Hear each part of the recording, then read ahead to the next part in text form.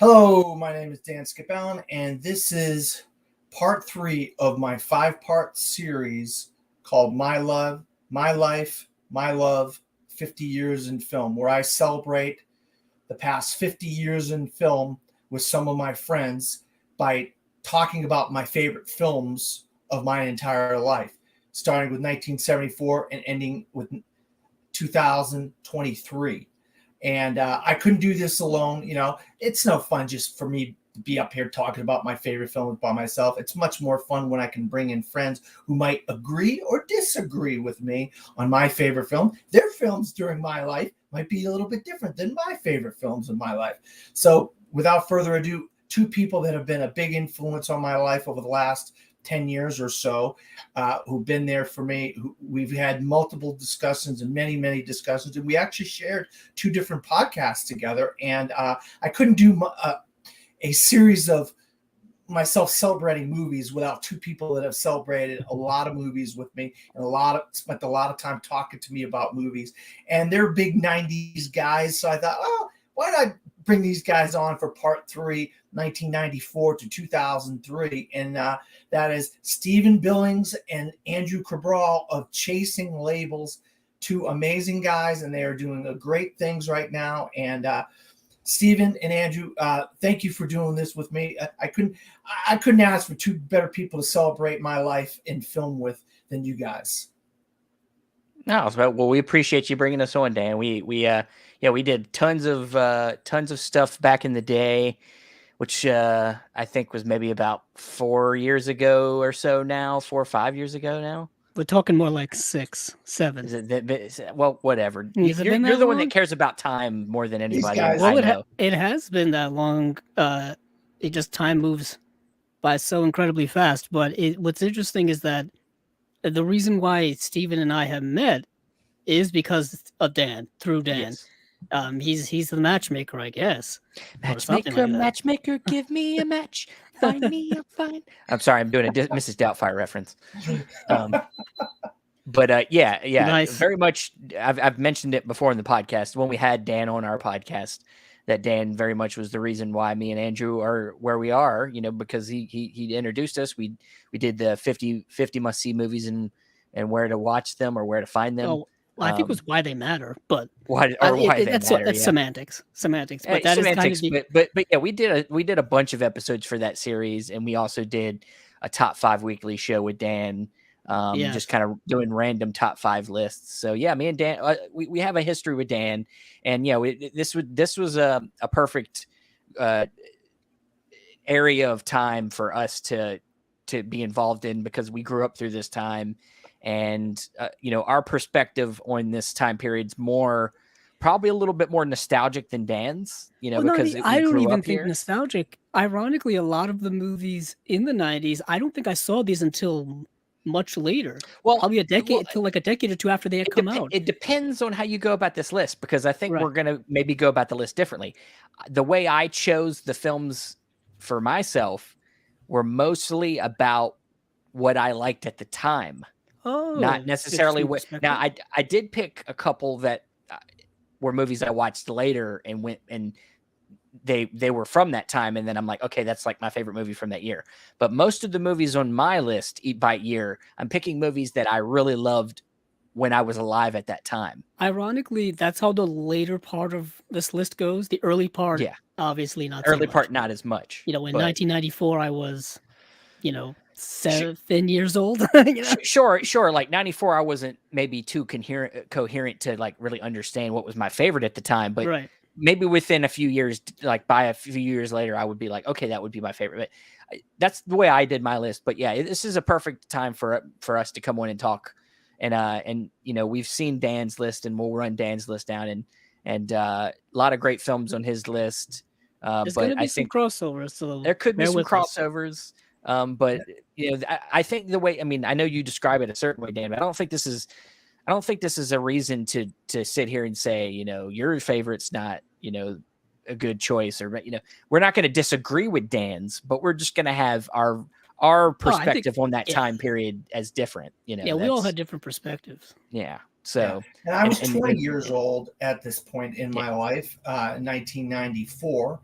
and I was really coming into my own as a film aficionado. Of course, when I was a child, I was watching film, but this is when I was really just diving deep into the types of movies and film fan that I would become, and be motivated and influenced by some of the people that are my favorites today. So let's get this thing going. You know, when I was 20, I don't know if I would have picked these films as my favorite films. That's the fun part about this. And I do have two for 1994, and you know, it's controversial now because people would be like, "Oh, Forrest Gump, Forrest Gump." Everybody was raving about Forrest Gump, but as I've gotten older and I've gotten more in tune to my favorites and things that I like and the types of films I gravitated towards Pulp Fiction and Shawshank Redemption. Pulp Fiction obviously is the magnum opus of Quentin Tarantino, where he just puts these multiple stories into this one film, and all these interesting characters. And of course, John Travolta rejuvenated his career. Tarantino rejuvenated John Travolta's career, and Samuel L. Jackson was just kind of coming into his own in the early 90s as the guy we all know. And this is that role that really blew him up. You know, Ezekiel, whatever. I'm sure you guys are going to remind me, Ezekiel something, and yeah, Bruce Willis, which was a megastar at this time, and a lot of filmmakers would take this template and use it in years later. These kind of jumble up storylines and have them in different parts and so forth. But I think there's not too many people that did it as good as Tarantino. And that's why, as years have gone by, Pulp Fiction become more and more of a film that I loved. And another one, Shawshank Redemption. It's just, I mean, when you talk about buddy kind of romances or bromances or whatever the type of thing is, or prison movies or whatever you want to call it, this is the movie that people think of. And that buddy romance, or that bromance, if you will, between Morgan Freeman and Tim Robbins is really just an incredible relationship in the movie, and some of the themes that are being talked about in Shawshank Redemption. Frank Darabont, I mean, takes a Stephen King novella and puts it into, or a short story, I can't remember which, puts it into this beautiful movie. Yes, it's about men in prison, and you have Clancy Brown in there, and it's one of those movies that you can find on television or streaming, whatever, 24 hours a day. There's a stat that Shawshank Redemption is literally on somewhere in the world every single day, 24 hours a day. That's how popular this movie has become in the last 20 or 30 years. And I'd be amiss if it isn't one of my favorite movies from that year. So I had to put, I couldn't choose between one, Pulp Fiction or Shawshank Redemption. So those are the two that I got. Steven, take it away, 1994. Well, you know, I know you this is your show and you make the rules, but I decided to just do one movie a year and make it hard on myself. And you know, honestly, when I think about lists, I don't look at them as permanent. You know, lists change all the time. So I just picked one movie each year, and honestly, I couldn't really pick anything else other than the Shawshank Redemption, because I have a tattoo of a Shawshank Redemption quote on my arm. If I didn't pick it, it would be kind of weird. So I have to agree with you on this year, that probably one of my favorite movies, because it is a film I've seen so many times, as you said, on TV, specifically AMC. It plays probably like every day.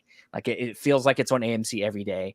It's a film, like you said, there is this kind of bond at the central story of the story, but I think it's a film about hope. You know, it's a film about, you know, finding hope in the darkest of times, and, you know, in the darkest of places, and where, you know, Andy Dufresne is, you know, we don't know that if he's innocent or guilty. We know that the story doesn't tell you that until the end, but throughout the whole story, you want to believe that he's, you know, innocent, and he goes many, many years stuck in this prison, and till he finally just says no more. And yeah, I mean, it's just such an engrossing film, just beautifully shot.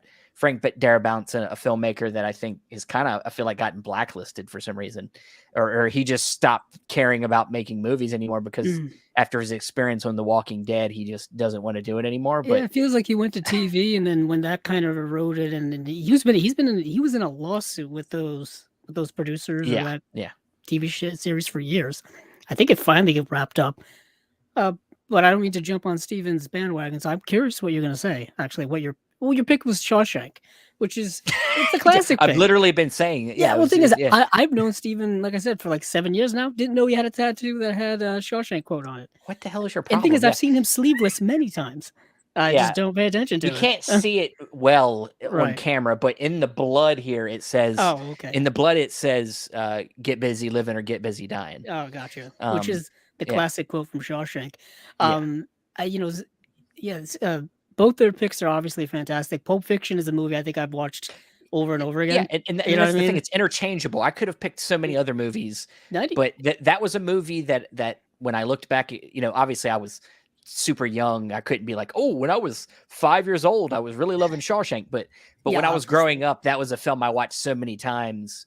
And so it had to be the one. I mean, it's the one that sticks out the most. Ironically, for me, I haven't seen. I've seen that film, of course, several times. I've owned it a few times, but that's not. I didn't pick either of those films. I actually picked another film that's kind of notable for coming out in 1994. Coincidentally, in the same vein as kind of like a Pulp Fiction because it's from that American indie revival of the 90s. I think I know what it's going to be. And that is Kevin Smith's Clerks. I knew it. Yeah, and it's Clerks. The movie notoriously made for, I think it was like $29,000 by Kevin Smith, who was super young at the time. Yeah. And he's made an entire career, an entire movie universe, based off of that movie. The View Askew universe, set in that, all centered around that New Jersey quick stop. Of course, it's got, the iconic characters like Jay and Silent Bob, as well as Randall and Dante. But what is so interesting about the film is how kind of raw it is in all of its aspects. It's filmmaking shot on like reverse stock 16 millimeter, and just shot in black and white because they couldn't afford color stock, and just the dialogue being incredibly, not normalized, but like it's like what you would just hear people talking about at your local quick stop, random things like talking about Star Wars, or talking about like Return of the Jedi, and lot talking of about cultural references, references, and then of course like certain local things like having to close the quick stop to play a pickup hockey game. Like where would that happen? But it happens in New Jersey. I think Kevin Smith probably had a big inspiration on the Judd Apatows that would come later, because his dialogue, he lets his actors just improv a lot, and I feel like that's what a lot of what Kevin Smith's writing is just a lot of like what you would say in reality, and not trying to fine tune it too much. Yeah, but and just let it go free. It brought up the idea of kind of the indie filmmakers making movies about what they know. Yeah. Kevin Smith worked at that quick stop, and he knew the people. His friends were in that movie, which a lot of people would then go on to have their friends in their movies. Adam Sandler still does it to this day, and he gets paid $20 million a movie. But Clerks, of course, was kind of the indie Sundance hit at the time.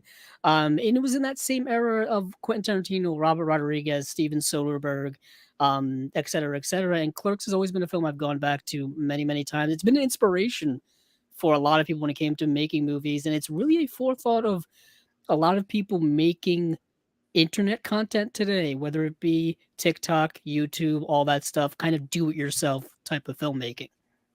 I always go back to Wayne's World. That's true. Public access was even before that. We know you're a big Wayne's World fan. I love Wayne's World. All right, so let's move on to 1995. Another year where I have two. I just couldn't choose between one, and a little bit of behind the scenes stuff. I told Steven a while back I was going to be doing this, and then I narrowed it down to something like 68. And now it's a total of 70 films in 50 years. And he didn't like it. He was like giving me crap about, you got to narrow it down to one or two. That math doesn't work out. Yeah, it's a lot of doubling up. Yeah. Yeah, I know, but what are you gonna do? I just can't pick one. So the first one is Heat, and that's Michael Mann's masterpiece. And for me, my number one and number two actors of all time, Al Pacino and Robert De Niro, or Robert De Niro and Al Pacino, having one being the bad guy, one being the good guy, and having them at odds with each other, to me is like, I couldn't imagine that. But then you throw in a heist movie, this crime stuff. It's Los Angeles. Val Kilmer, Tom Sizemore, what's his name? Machete. Machete's in there. Danny Trejo. Danny Trejo's in there. Progressive guys in there. The voice of Progressive, what's his name? God. Gilbert Godfrey? No. He's talking about the president from 24. Oh, yeah, David Harbour. David Harbour. Yeah. Not David Harbour. David Harbour's from Stranger Things. Yeah. What am I saying then? What is his fucking name? Yeah. He's like in there. It's like David something, I think. Yeah, it is David something or other. I can't for the life of me think of his name, but this is it's got this incredible cast. Master Antonio is like the wife or the girlfriend of De Niro, and so forth. You got these guys are both looking trying to get. It's Dennis Haysbert. Yeah. Dennis Haysbert. Jesus. Dennis Haysbert is the progressive guy we all know now, but he had a role in Heat back in the day. But it was one of the most visceral, kind of like realistic type of. You felt like it was going on when you're watching it. You're like, "Dang, Michael Mann, you putting me into this world." And since then, we've got a sequel, and it looks like we're going to get a sequel to the movie. Problem is, who's going to play the Val Kilmer character, because he's the focus of the. Go ahead. I don't know. I don't know that it's a good idea. Brad Pitt could do it. I think Brad Pitt could do it, because we've seen Brad Pitt with long blonde hair before. I think Brad Pitt could do the Val Kilmer role, because it focuses mainly on him. The second book does, but it also goes back to the Macaulay character played by Robert De Niro. So, and John Voight.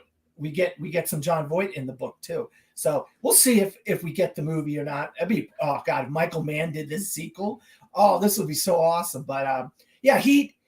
I mean, it's one of the best crime movies of all time and heist movies.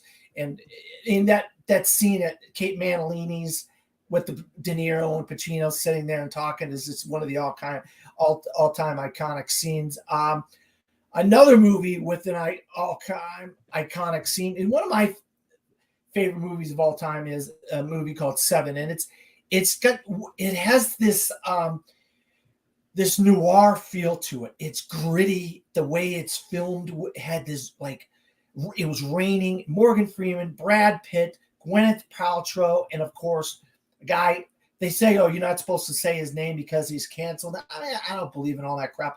When you make good work and you're a great actor or director, I'm going to talk about you. I'm not one of these people that cancels people. Society might cancel people, but I don't cancel people, because their work is going to be indelible. Their work is going to stand the test of time. And that is Kevin Spacey, a guy that at this time in his career was really on a roll. The 90s was a great decade for Kevin Spacey. He was a amazing villain. And, and you have all the sloths and the greeds and of course we all know the famous phrase, "What's in the box?" So every time you get a box in the mail, you go, "What?" Stephen probably does it to his wife. "What's in the box?" Honestly, my wife does it, and it's the only joke she has for movies. And I'm like, you only know that because I showed you that movie, and then now you won't stop using that same one. That's great. I love that. Your wife, because I get boxes all the time. All the time. Yeah. That's what I mean. That's why it's so funny. But yeah, it's not funny. It's not funny anymore. No. Oh no. But Seven is just probably one of the most incredibly looking films. I'll tell you what, David Fincher. I didn't have a lot of his movies on my list earlier, but this is one I just could not put on my list of my favorite films in my 50 years of existence. I just had to have it on there. So those are the two for 1995. Stephen, take it away. Yes. So yeah, first of all, commenting on yours, Heat, of course, fantastic film. Michael Mann, it's probably by far his best movie. I mean, I would say his other movie, probably The Insider, is probably the next closest thing. I mean, he did things like Ali but they're nothing really ever has hit as well as Heat. But yeah, great film. It's kind of like honestly, it's with the cast and the way the film's put up. It's almost kind of the most recent version of like a Godfather movie, without it being too much of a family thing going on. But it's like it's the closest we get to that in a more modern context. And then your other film, Seven, of course, is kind of it's not technically his first movie, but people consider Seven is Fincher's kind of first real movie. It's the one he considers his first real movie because he likes to forget the Alien movie. But yes, it's essentially a neo-noir with a serial killer, and it just like one of your previous pick with Pulp Fiction inspired a lot of other stories going forward. People used that kind of serial killer things with like the Bone Collector and just tons of different types of serial killer stories. But my pick, this is another one where I kind of it's a film I discovered more in my adult life that I wanted to include on this list because it's now become kind of a favorite, and it kind of plays into Andrew's last pick with Clerks, a film about independent cinema. It's a film about making movies, and it's the film starring Steve Buscemi, and it's called Living in Oblivion from 1995. And this is probably the most wildest pick on my list because it is kind of it's more of an obscure movie, but it's one of my favorite movies about making movies because it is about a non-budget, like just a super low budget movie and it's a day on the set of a super low budget movie and all the ups and downs of that playing through the eyes of the director played by Steve Buscemi. And it's in black and white. It's got it's a year after Clerks came out, it's got that kind of vibe to it. And it goes from being at times being very straightforward because it tells the story in almost kind of like three different parts where it's like looking at different perspectives and it kind of goes down a rabbit hole at one point, gets kind of surreal at moments. And it really shows the hardships of making a movie, how hard it is to make a movie and at the lowest point. And it's just a movie that always has stayed with me. I can't, anytime I think about movies, about making movies, it's one of the first ones I think about. It kind of encapsulates the idea of a 90s independent filmmaker of that time. And it's one I would recommend to anybody that's wants to learn about that time period in independent filmmaking. It's kind of for me now become a must. And honestly, it makes me want to because there's a lot of stuff from just Steve Buscemi in that period that I think is a little bit undiscovered as an actor. That's my pick, Living in Oblivion.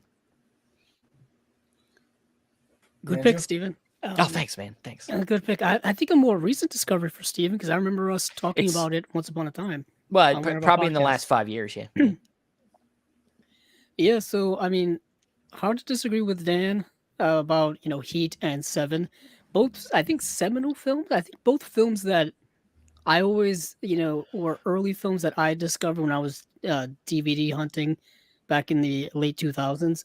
I think both of those are kind of like, seminal works you have to have in your collection at some point, but also just works by two really well-known filmmakers that you have to see. Probably two of their most well-known works, maybe two favorites for most people. But for me, I'm going to take a bit of a different tonal vibe, I guess, from both of you. And I'm going to go with Richard Linklater's Before Sunrise. See, I knew you were going to pick this one too. And this is why I didn't put it on my list. The thing is, when you started talking and you went and you said independent American cinema, kind of like I was saying with Clerks, I thought you were going to pick this one. I was like, oh, yeah. The copycatting starts already. Oh, guess what? I'm Linklater's coming back up later for me. So okay. Because I don't have any later Linklater, so I'm curious what you got coming up. You'll see. Okay, so I've got, but I've got Before Sunrise from 1995. This is Richard Linklater's first collaboration with Ethan Hawke and Julie Delpy, and this is one of the most, I would say, just important films that I've ever seen in my life, because it inspired just a lot in me in terms of the simplicity yet the gravitas of movies.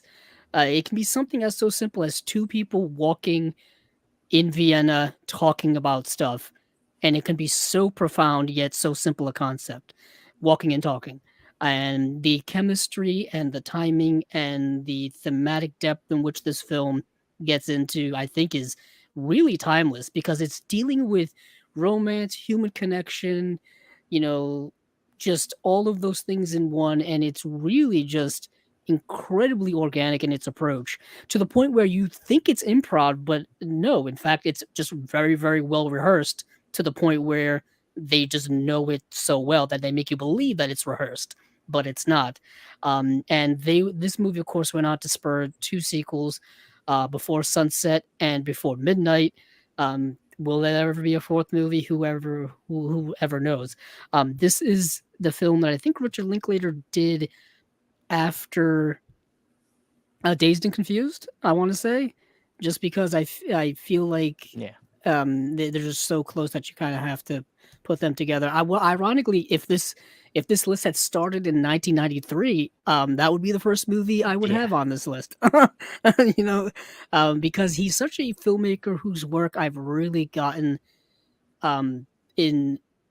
gotten close with over the years. Like, every time he's got a new movie coming out, I go to see it.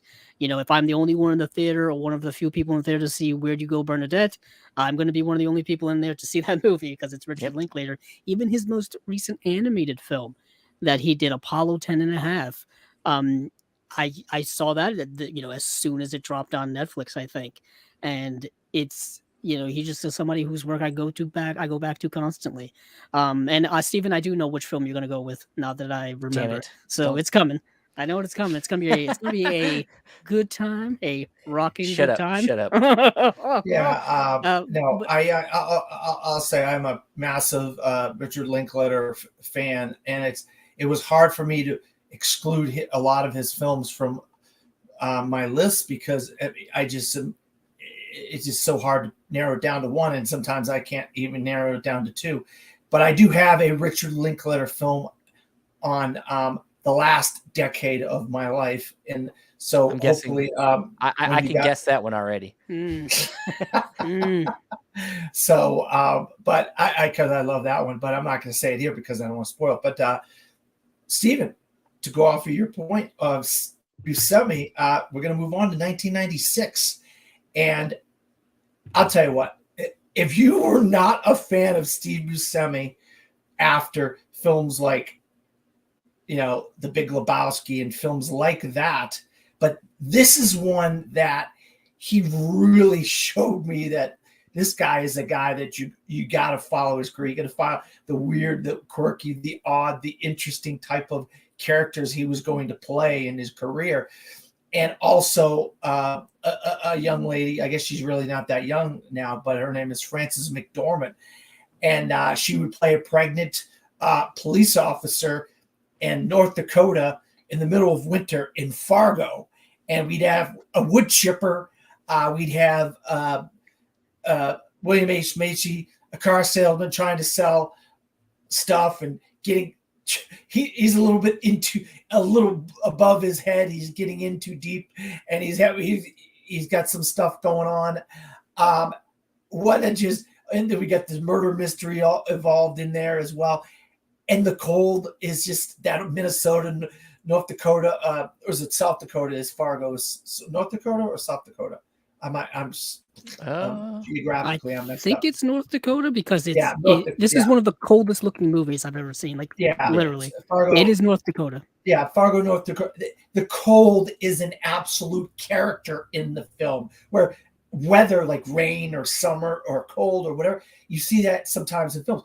This is the one that really it stands out. The cold weather is a massive character in this film. But Frances McDormand wins an Oscar for this. She's incredible as Marge Gunderson, and her husband is one of the directors, Joel and Ethan Coen. She's married to one of the directors, and they would go on to do a bunch of other films that were great and win a bunch of awards for another film about a decade later. So that's what I got. I got Fargo. I couldn't get enough of Fargo in 1996. I'll tell you that, right? And neither could the Academy Awards because it won a bunch of them. So, Stephen, you know what? Hold that up. Let's go with Andrew this time. Oh, I was actually just going to weasel my way in because I have the exact same pick as Dan, so it's not going to be that fast. Works out. Yeah, so it's not gonna be too much to elaborate on it. But yes, it's Fargo. I was going back to 1996, and I was like, what movies came out in 1996 that were my favorites? And I'm like, Fargo was right on the top of my list. This has been a favorite of mine since the first time I saw it. This was another one which I didn't discover until later on DVD. And then I think I bought the Blu-ray twice over.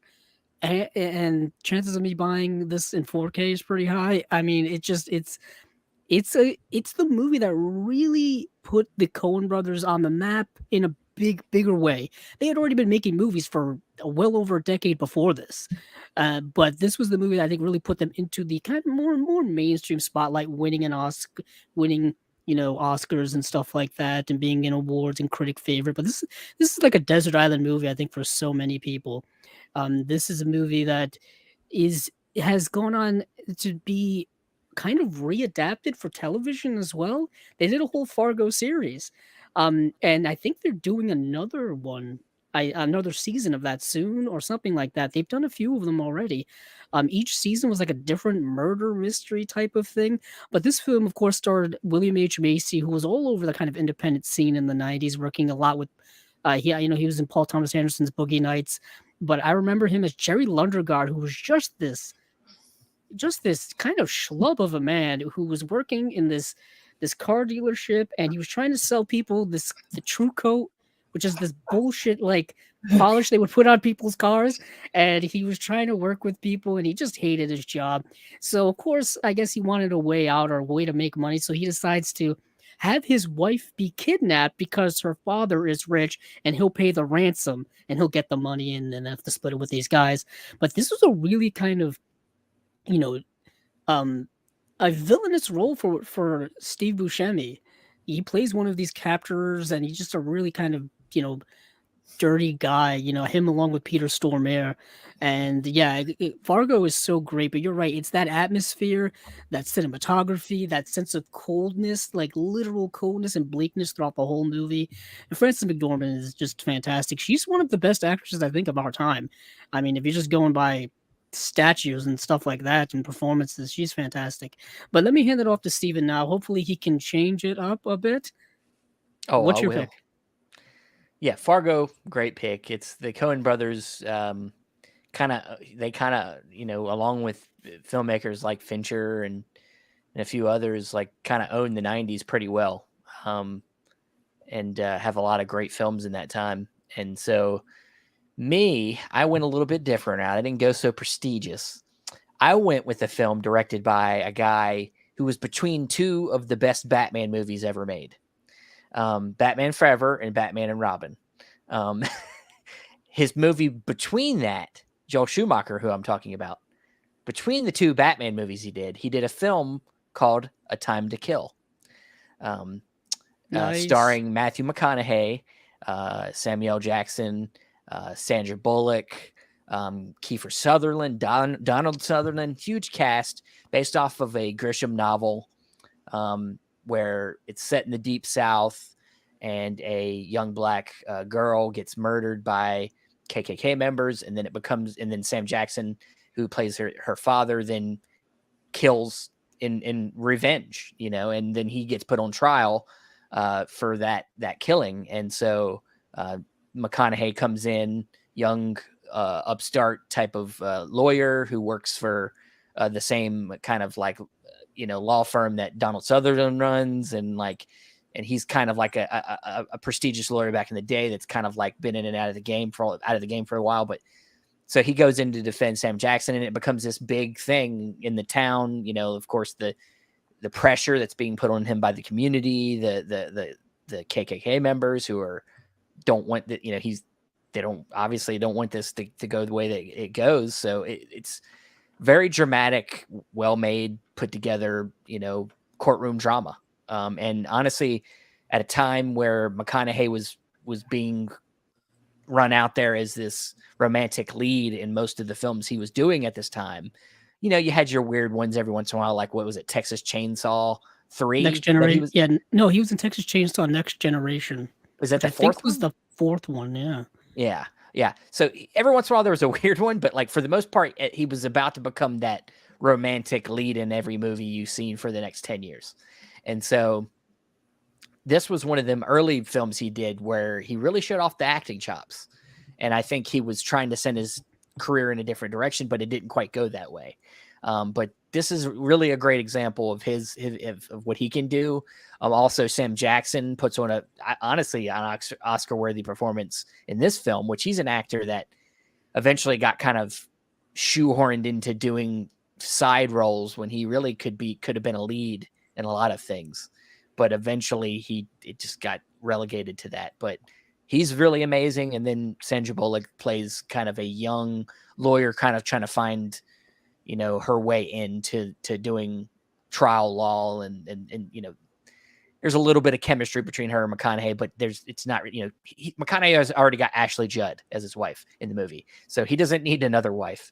But it's a great movie. It's one of my favorite courtroom dramas, and it's one I watched a lot growing up. So that's why I kind of picked it. It was one I couldn't get away. It's connected to, this series of things you're doing here about the connection to your life with your picks. And I'm trying to do that the same with mine, even though they might be something that don't necessarily correlate with the time of my age, but they're definitely films that I grew up with that are from this time that were important. So yeah, Time to Kill. I've watched A Time to Kill dozens of times, Stephen. I absolutely love that film. Everything about it. Grisham would get like a dozen books of his made into movies after that. They're still making movies. They're still doing it. Yeah. And there was earlier ones too, like The Firm. Yeah, go to any used bookstore and they're gonna have tons of John Grisham novels. Dirt cheap. The Verdict. Yeah. And they're so worth reading. They're such great books. The guy knows his way around courtrooms and law and lawyers and judges and all that type of stuff. He's incredible with it. But yeah, great pick. A Time to Kill. So let's move on to 1997. And, this hat that I'm wearing here seems to be a little bit of a clue to my next film. And Andrew's pajama top right there. Nice. We're from Boston. Well, he's from Providence, Rhode Island, and I'm from Lowell, Massachusetts, 45 minutes north. It's Boston, whatever. And so we have a connection, I would imagine, to a movie that came out in 1997. I mean, a real connection to this movie, I would imagine. I can't speak for Andrew, but and with the two leads in this movie, Matt Damon and Ben Affleck, they just have become two people that I just gravitate towards everything that they do. It doesn't matter what they're doing, whether they're writing, directing, acting. I just like zone in on what they're doing. But it was this movie, and they did things in the past before this, but this is the movie, and I saw this with a doubleheader of Titanic and Good Will Hunting back to back, and this year, and it was what a great year, what a great doubleheader that was. But Robin Williams as a psychologist, and this man who has this ability, and he's a janitor, he's a custodian at Harvard, or he's going. Sometimes he works construction with his buddy, and of course, you get the line, "Oh, how about those apples?" Or he gets the girl at Harvard, and all this stuff of the prissy, Richie kind of guy, and all this stuff. Mini drivers in there, but it's about fulfilling your own potential in life and doing the things that are going to eventually make you happy, or the things that mean something to you. And Robin Williams really got that out of the Matt Damon character in this movie, and having a buddy like Ben Affleck to also talk to him. And, I want to drive by here one day and I want to come pick you up and you not be here. I love that. I think it's just really an antithesis of a Boston movie, and we get a lot of Boston movies, and some people, we got too many Boston movies. Well, no, we can't have enough Boston movies as far as I'm concerned. And I know there's a guy over here on this panel that's probably saying, Dan, shut up. I'm sick of hearing you. But then other guy over here is saying, yeah. So let's go back to the one guy that I don't think is really a Boston guy. But I think he still will tell us. I'm curious what Steven's going to pick, to be honest. And we don't know what his pick is. I don't think you're curious at all. I think you know what I'm going to pick. But so I don't have a problem. I don't have a problem with Boston movies. We talk about this offline. I have a problem with Italian gangster movies. Well, that's not Boston. I know that. I don't know why. I don't know. I love The Departed. I love Irish gangster movies more than I like Italian gangster movies. But no, I'm not saying I said people in general. There was like there's this thing going on now where people are sick of seeing movies based in Boston. Well, I'm not pointing the finger at you, Stephen. It's because Affleck's doing them all. Well, they do set a lot of movies in just like the main metropolitan cities in the country. Boston, New York, Chicago, LA seem to be like the 4 ones they keep going back to all the time. Even a Godzilla movie destroys Fenway Park, which I was not happy with. For no particular reason. The thing is like we've spent so many years only living in LA and New York, so why not go for a while in Boston? Who cares? So yeah, it's a great pick. I mean, I honestly, the one negative to my list that I wish I could do something about, but I decided to just stick to one movie a year, is that I don't have any Robin Williams movies on my list, and he's probably my favorite actor of all time is Robin Williams. And in this film, he gives one of his best performances. Of course, it's the only thing he won an Academy Award for. Though I think he should have probably won at least 1 or 2 other ones in other films, probably like Good Morning Vietnam, and maybe even Dead Poet Society. But his scene where he's telling him it's not his fault, is one of the most heartbreaking scenes of all time, and it just gets me every time I see it. Just an amazing movie about people wanting to get unconventional families, like especially between the Affleck and Matt Damon characters, and like all that whole even Casey Affleck is in the group too. The whole group of friends that all just, that's the main thing about films that are set in Boston, is about that unconventional family thing dynamic that goes on a lot of the characters, but just that sense of getting the most out of your life in this particular story is, I think, a big thing. Reaching your potential, and that's what Robin Williams is trying to get from Matt Damon, is for him to be able to use that potential he has and use it to make himself happy, and not just do what other people want him to do, because he's a super smart dude. But my pick is my kind of undeniable, my favorite movie of all time that I always tell people, and that is Curtis Hanson's L.A. Confidential. So I don't know what Andrew was saying. I think he was just being a smart ass. He knew that this was going to be on my list. Well, can I cut in real quick, Steve, for 2 seconds? Look, sure. I knew what Steven's pick this year was going to be, and I did not want to step on his toes. I love the film. I absolutely love it. But I knew how much Steven loved this film, so I knew he was going to pick it. So I was like, I'm not going to do 2 this year. I'm just going to do the one that really, the one that stood out to me the most was Good Will. And I was like, I want to let Steven talk about L.A. Confidential. Go ahead, Steven. No, that's good. It's fine. If you'd have picked it too, it would have been good, because then you would have been an agreeing on this. So Steven would have had a lot less to say. He's got to carry the banner. I've talked about this movie enough. A million times, yeah. We did a whole episode on it. I've done episodes on it, done probably lists with the movie on it and everything. It's my favorite, essentially my favorite movie. I've seen it a million times, and it kind of, how I describe Unforgiven as like the cap of like Westerns that Clint Eastwood did. This is kind of the noir, probably the last noir, maybe Kiss Kiss Bang Bang. But when you're talking about a movie that's trying to replicate a noir of that time. This is really the last one you've really seen. You know, I mean, there's maybe been some smaller ones in recent years, but nothing has been as great as what LA Confidential achieved. I don't, you know, there was the Black Dahlia, not really that great. I mean, it was okay. Which is technically in the same series of books. If anybody wants to know, that the Black Dahlia is part of the same series of novels by the LA Confidential is based on. But yeah, huge cast. Excuse me. Guy Pearce, Russell Crowe before he was the Gladiator. You know, Kevin Spacey, James, what's his name? Cromwell. Just Danny DeVito, you know, just huge cast, murder mystery. Kim Basinger. Kim Basinger, who goes on to win the Best Supporting Actress in the film. And, you know, Curtis Hanson, he didn't do a ton of great movies. He did a few cool movies, but this was really his biggest film he'd ever done. It's, I don't want to go on and on about it. I've talked about it 1,000 times, but it's just such a stylish movie, such a well-written film, well-realized characters.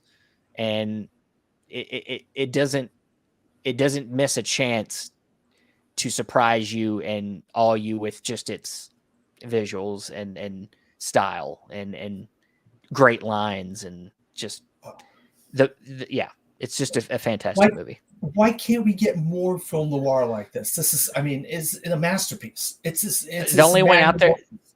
Shane Black is the only one left that cares about noir. Yeah. He's the only person that still wants to make noir. Yeah. Because even The Nice Guys is very much in the vein of an LA Confidential, but it's set in the 70s, so it's more of a neo-noir. If more people would have went and saw The Nice Guys, we would have got a sequel. And just not enough people went and saw that, and I would have been super down for a sequel. Oh, the chemistry between Russell Crowe and Ryan Gosling was incredible in that movie. Yeah, I don't think it could be a Hollywood problem too, just that doing period pieces are expensive. Right. Yeah, right. But yeah, but I mean, my pick is to no real surprise, I guess, for anyone who knows me, is also Good Will Hunting. So there's the crossover with Dan. But yeah, this is a movie that is incredibly profound for me because it's dealing with a lot of themes that I really like. It's a bit of a coming of age film, but it's taking more layers to it because it's not only a coming of age of someone, you know, growing up, because the Matt Damon character is very young in this film, but it's also him dealing with his past and moving past it, him fighting against himself most of the time because he's too afraid to, you know, go beyond what he knows, go beyond his means, go beyond Boston. And if you're from this area of the United States, the Rhode Island, the Massachusetts area, most people grow up and live their lives in their hometown or hometown adjacent or very close to where they live. A lot of people don't travel, they don't make it far. We have a lot of small town kind of mindset up here where if you go, you know, I always joke about this with a lot of guests we have on who may be from this area or have family from this area. You know, driving an hour away is considered an absurd amount of time to go anywhere. Going up to Boston is a whole day affair, and it's a 45-minute drive if you drive fast enough and there's not a lot of traffic. I mean, you know, it's a very small-minded sense, and in the way this movie's kind of playing that within the Matt Damon characters, he's too afraid to get out of his box, too afraid to take any chances in life until he meets the Robin Williams character who's trying to work with him to work through his layers of trauma that he has in his life. And because he's an extremely gifted individual, he has this kind of get out of Boston free card. You know what I mean? He can kind of do anything and go everywhere. And Robin Williams tells him, you're bound by nothing. The only thing keeping you here is yourself.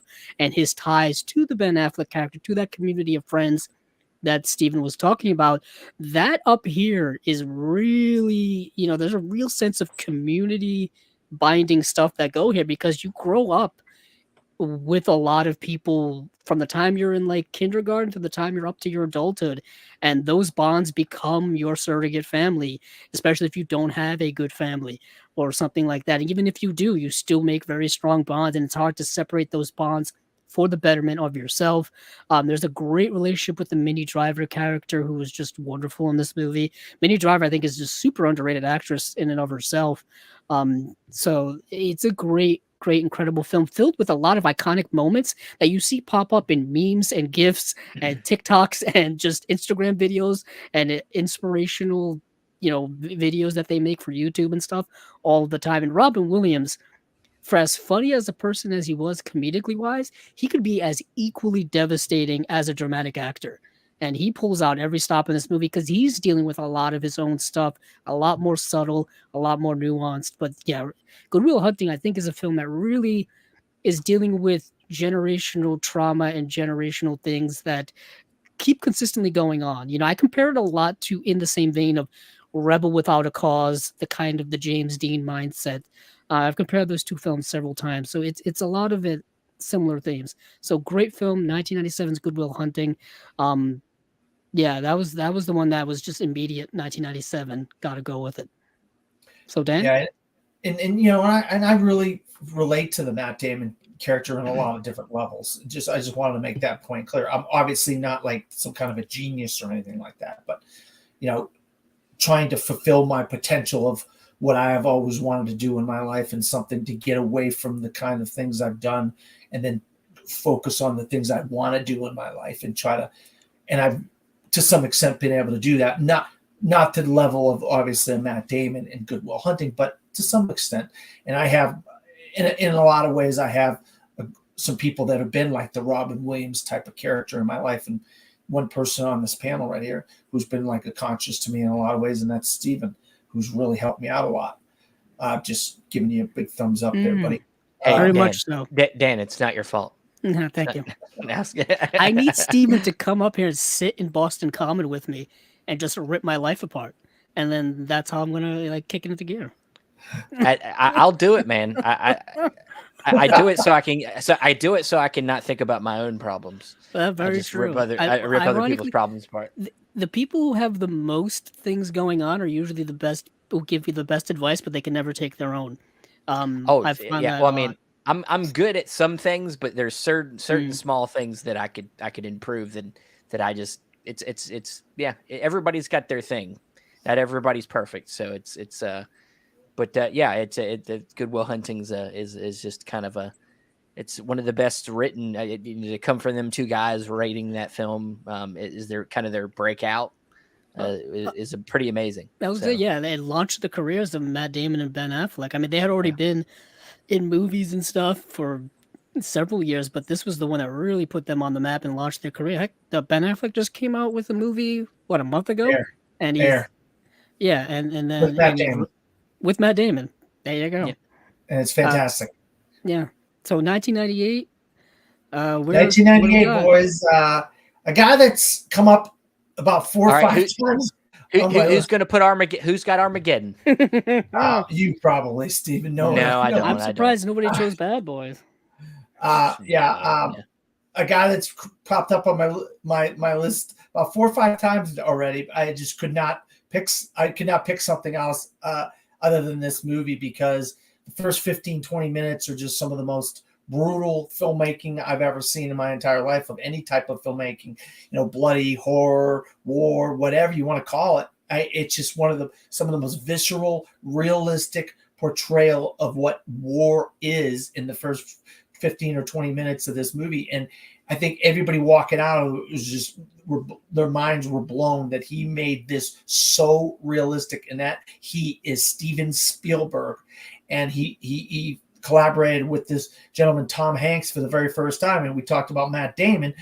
Matt Damon's in this movie, and he's the title character, Private Ryan. But I think it's really one of the best war films. It doesn't matter, Vietnam War, World War II, Gulf War, Iraq War, Korean War, Civil War, whatever, because of the realistic way Steven Spielberg was able to make this movie. I mean, even the German characters were really interesting characters, and just all the guys in the various the squad and all the, and then the authority figures, the higher up in the ranks were kind of interesting, and it's just like a who's who of Hollywood male actors at this point.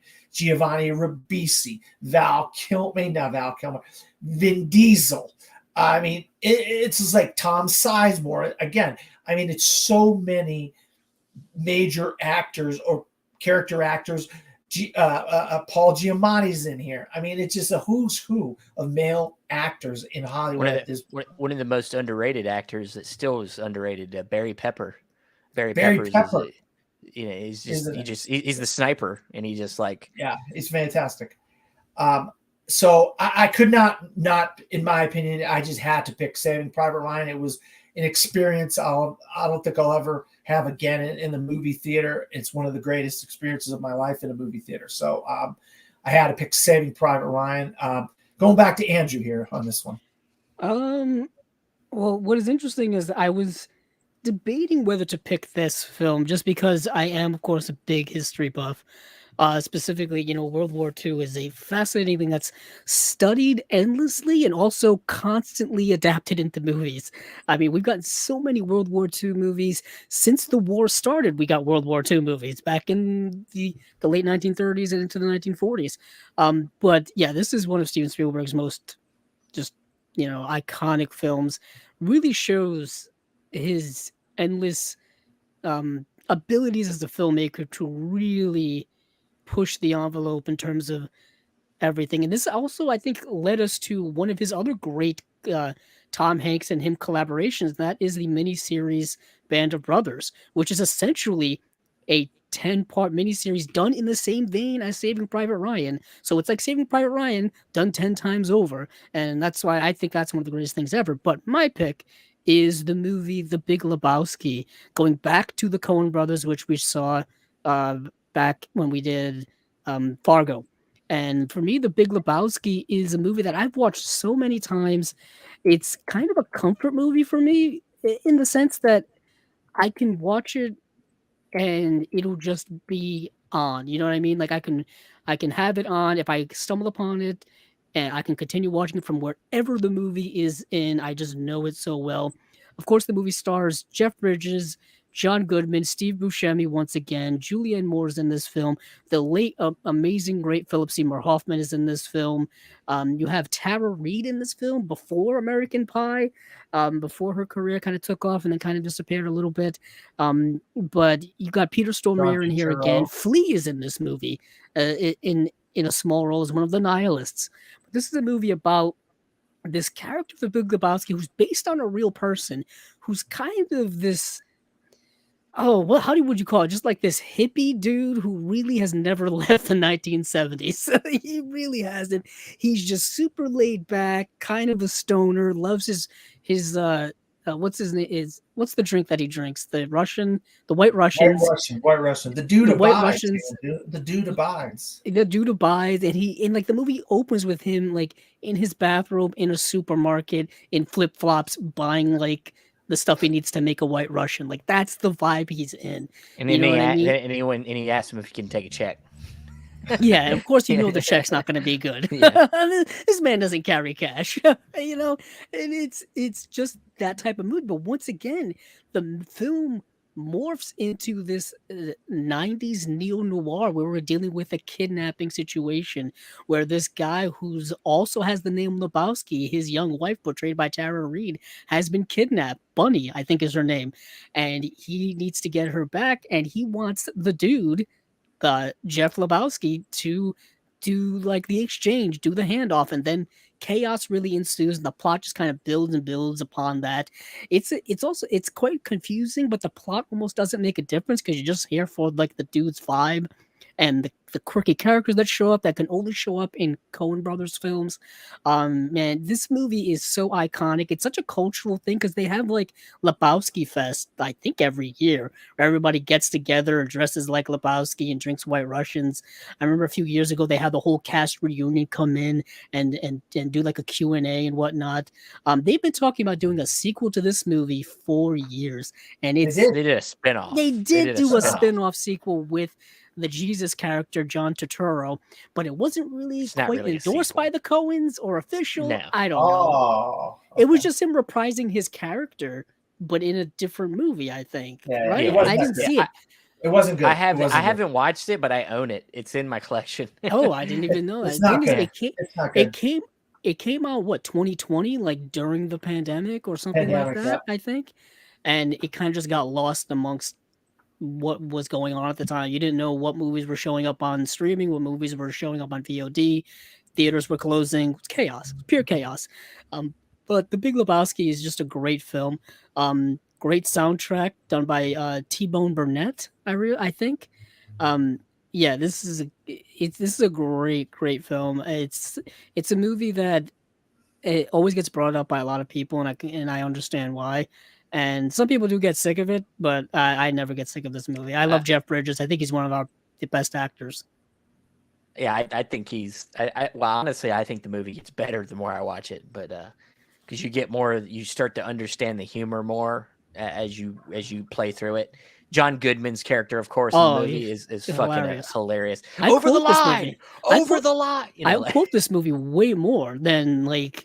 Well, you're supposed to. well, I mean, like the best one is, well, that's just your opinion, man. Yeah, it's just like your opinion, man. There's certain sight gags in this film, like when he's walking through Lebowski's house and there's this like Time Magazine mirror and he looks in it and it says Time Magazine's like Man of the Year and it's Jeff Bridges as the Jeff Lebowski, and it's just like, and there's the whole like thing where like he's talking when he meets Lebowski for the first time, and the guy's just going off just crazy, like just talking about how his whole generation is just a bunch of losers and like how they lost, like the hippies are dead and all this kind of stuff. And it's just like it's such a Coen Brothers film in every sense of the word, which is not really everyone's vibe. The Coens have a extremely unique vibe when they get into their comedy.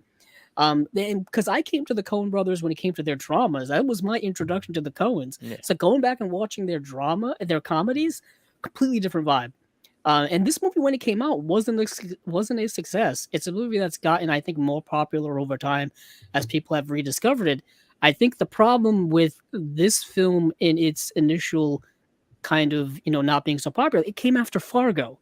You know what I mean? Yeah. I mean, how are you gonna like really follow that up? Being so up there in terms of prestige, like we're saying, with something like this movie, which is completely different in every sense. Like it's completely different vibe, completely different tone. That's been their whole career, though. Yeah, and that's their whole career. They go kind of wherever the heck they want to go. Like Blood Simple is vastly different than Raising Arizona. Miller's Crossing is different than The Hudsucker Proxy. It's such a No Country for Old Men is way different than whatever the fucking next movie they did. Well, yeah, No Country. I'm trying to look at it was True Grit. Well, really, I mean, it's westerns. Like, they're both westerns. Well, they did Burn After Reading after No Country. They did Burn After Reading, completely different. Oh, okay. Yeah.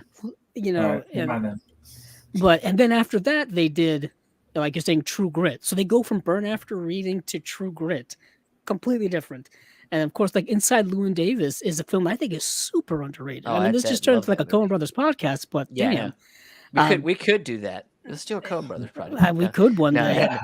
I mean, they got enough material. Yeah. So Steven, I agree. I love that. I love that movie. It's a good pick. I kind of almost wanted to put it as mine. But this was once again an opportunity for me to highlight a movie that I discovered later in life that I wanted to talk about. And it always ends up being movies that is about why I love movies. That's why I'm putting it on the list. So another film that's kind of about making movies, but not really. It's not like, the previous movie I put on the list, Living in Oblivion, that's about making movies literally. But this, I mean, it is and it isn't. But this film is about how using the art of making movies and how movies are like memories, and that's the film Afterlife by Hirokazu Koreeda. The film's about people entering the afterlife, and then there's this kind of like team of, I guess you could call them angels or whatever you want to call them, but like they're there to help the souls of people figure out the most impactful memory of their life, and then take that memory, film it like an actual like making a movie, making a scene for a movie, film that memory as best as they can, and then that's the memory you take into the afterlife. And that's the whole movie's about meeting different people from different parts of life and seeing how people, people's different perspectives on how they live their life. And after the fact, now that they know that they're dead, like, what do they consider to be important to them now? And like, just seeing the different personalities and the different thoughts there, along with just the effort put in to recreate their memories, and like how important that is to them. That's their purpose. And then taking that idea and putting it into what we do in general when it comes to making movies now, that we are trying to make things that create memories for people, like it's about making something that will last the test of time. And I just think it's such a understated movie that I think it's not an easy movie maybe at first to latch onto, but the more you wrap your mind around the concept, and you I think after maybe a watch or two, it becomes more, maybe you can call it sentimental, but I get sentimental about this movie because it takes the idea of movie making and puts it into a ethereal concept of like, film is like life, like we say it like it's our life. And then in this movie, it takes something from our life and then uses filmmaking as a way to make that thing last forever.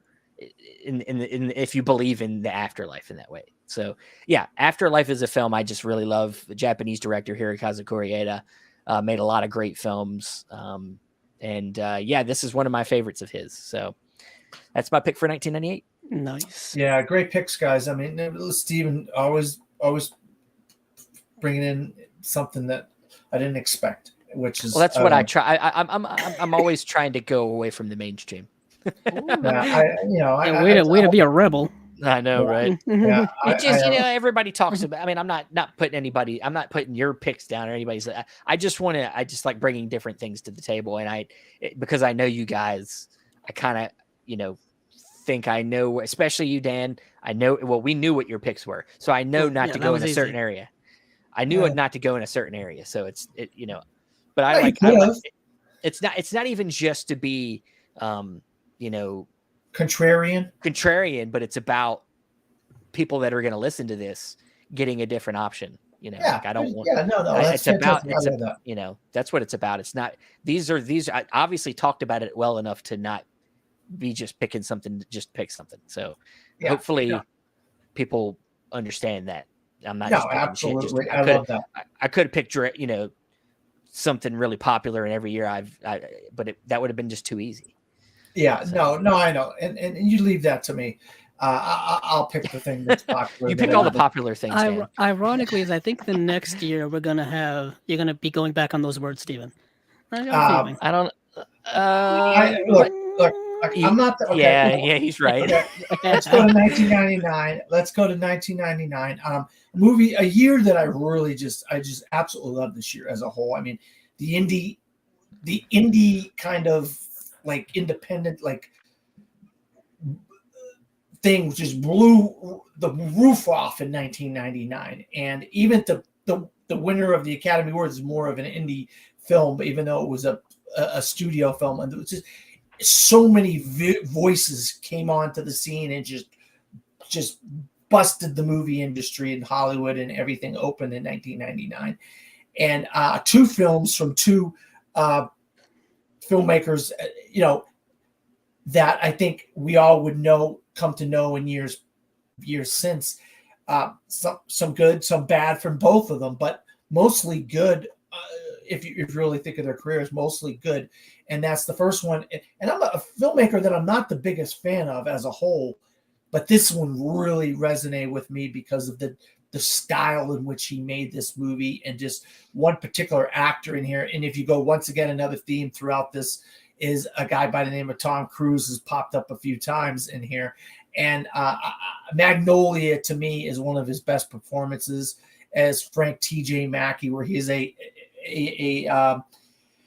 motivational speaker, and he gets into this interview and things aren't going the way he likes, and you start seeing him have his kind of like emotional breakdown within this interview. And I think this is one of the best things Tom Cruise has ever done, because he was more like grounded and more realistic, where a lot of his characters are kind of bigger than life, and he's incredible in this. But you also have, once again, William H. Macy in here.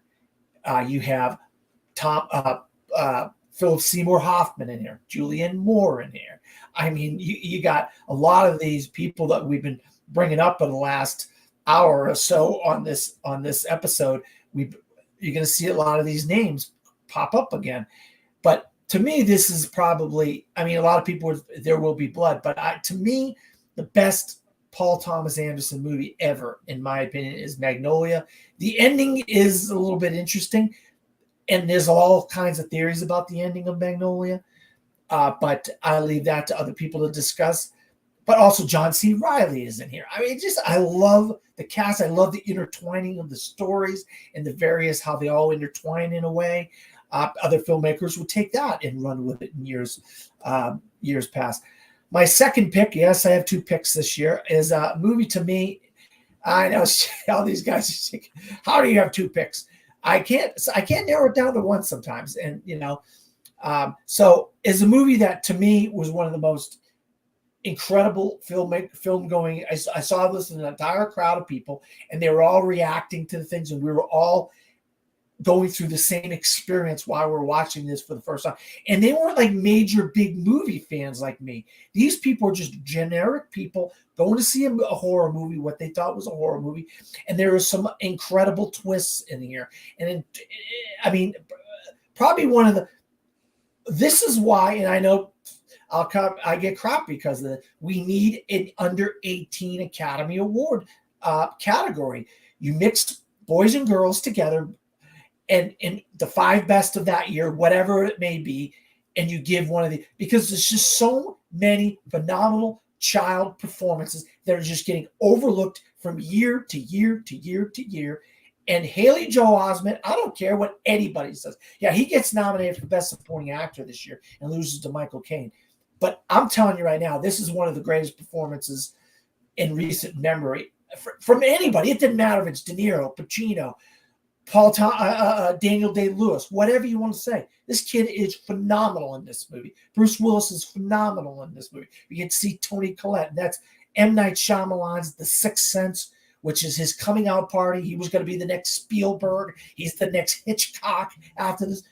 He didn't necessarily become the next Hitchcock or Spielberg, but there's no doubt about it. The guy is a great filmmaker when he is honed, when he's reined in and he's got a little bit of oversight above him, he can make a great film. And his last movie, Knock at the Door, very good film.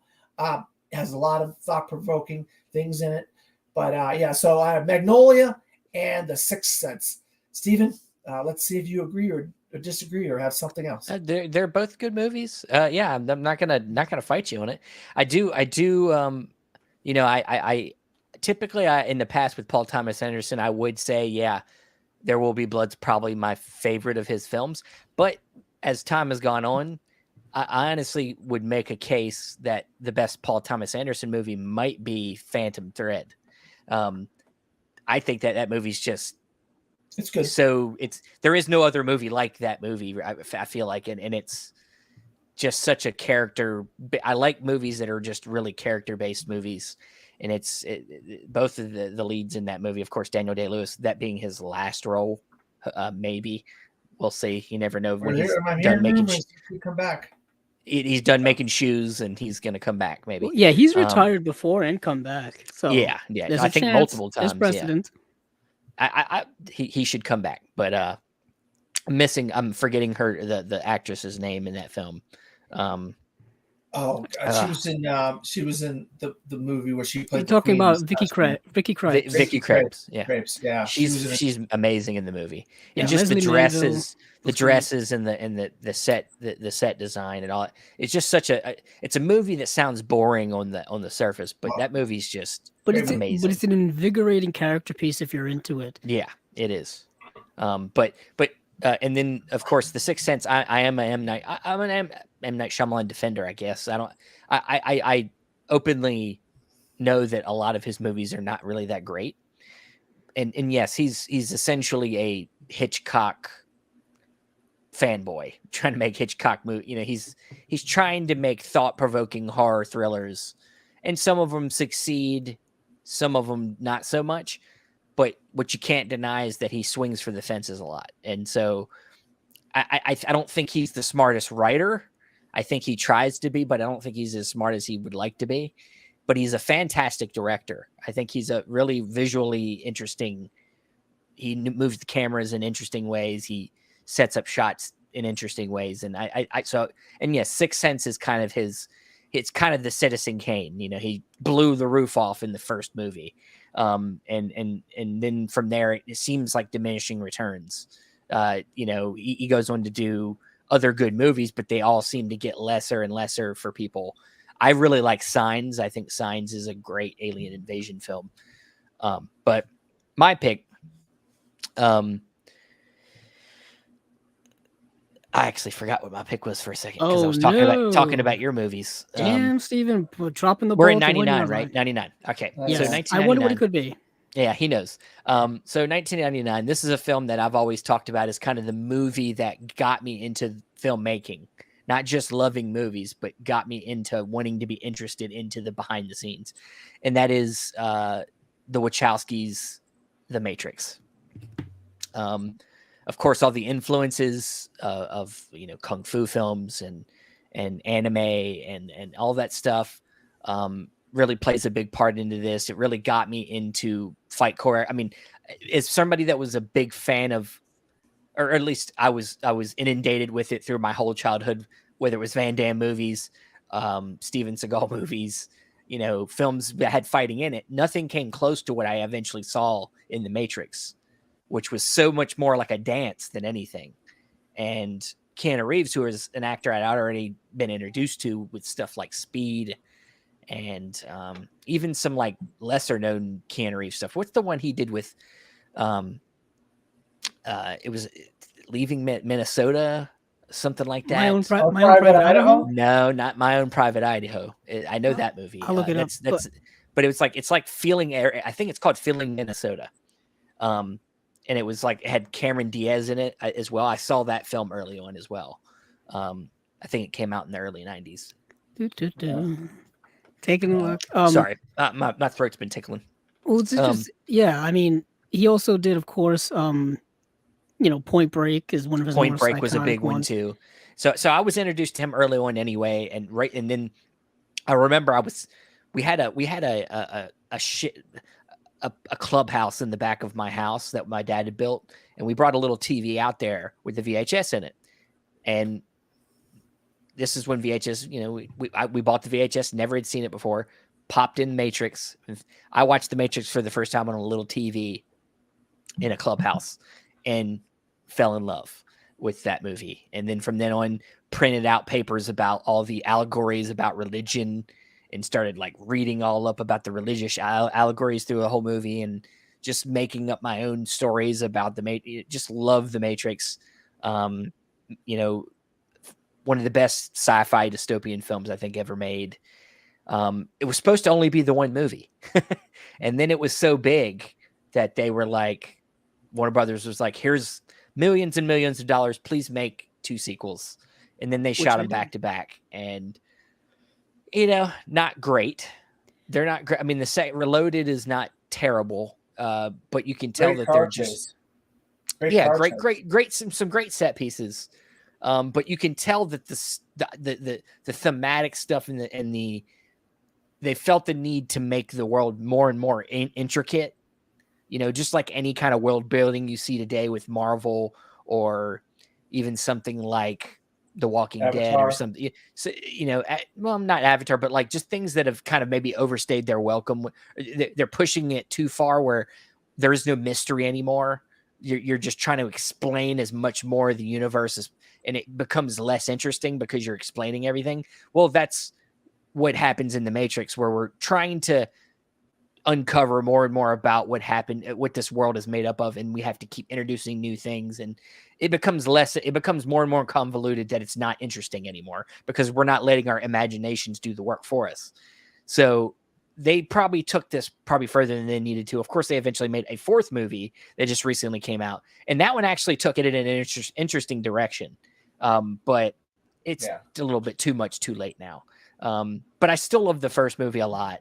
And, you know, of course, Lawrence Fishburne, Carrie-Anne Moss, just a all around really interesting cast with interesting 90s style with a lot of black leather and just, you know, great soundtrack too. Of course, Bullet Time became really popular through this film, got used, another very influential stylistic film. Just love The Matrix.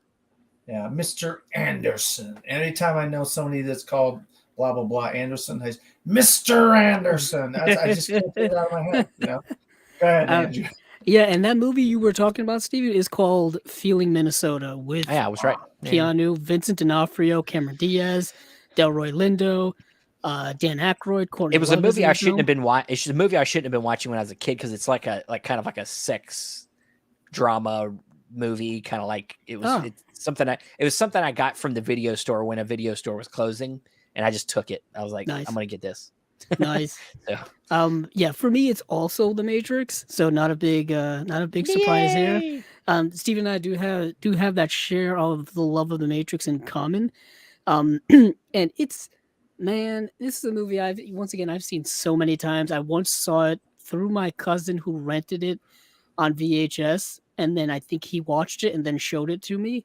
And this was probably around turn of the century, 1999, 2000, right after it had come out, because that movie is so influential and so revolutionary when it came to kind of the action sci-fi genre, the melding of the two, when it came to the way in which they made the movie, the way in which they shot it, the melding of gun fu with martial arts, this concept of taking deep philosophical stuff you learn about in taking philosophy 101 in college, which I took like years later and realized. And the way they taught us philosophy in college was comparing it to The Matrix. So we had some type of baseline to go with. And I think I've told this story on our podcast before. When I was a freshman in college, this is circa 2006, the philosophy professors would have screenings of The Matrix on campus. So, to kind of, use it as a teaching tool to teach Rene Descartes and all that kind of stuff. And this idea of our brains being plugged into something and everything around us is just an illusion that's made up because our brains are creating it, which is a deeply fascinating philosophical thing. Also a very bleak outlook at life if everything around us is fake. It takes that but makes it cool. And like Steven said, this has Keanu Reeves, who already at the time was a major star. In the 90s was his coming out party where he had just so many different types of movies and whatnot. And to this day, he's had a huge resurgence back into the action genre with John Wick and all of those movies. And the most recent one is the most popular one of them all. It's the one that everybody went to the theaters to see. And of course, Carrie-Anne Moss, Lawrence Fishburne.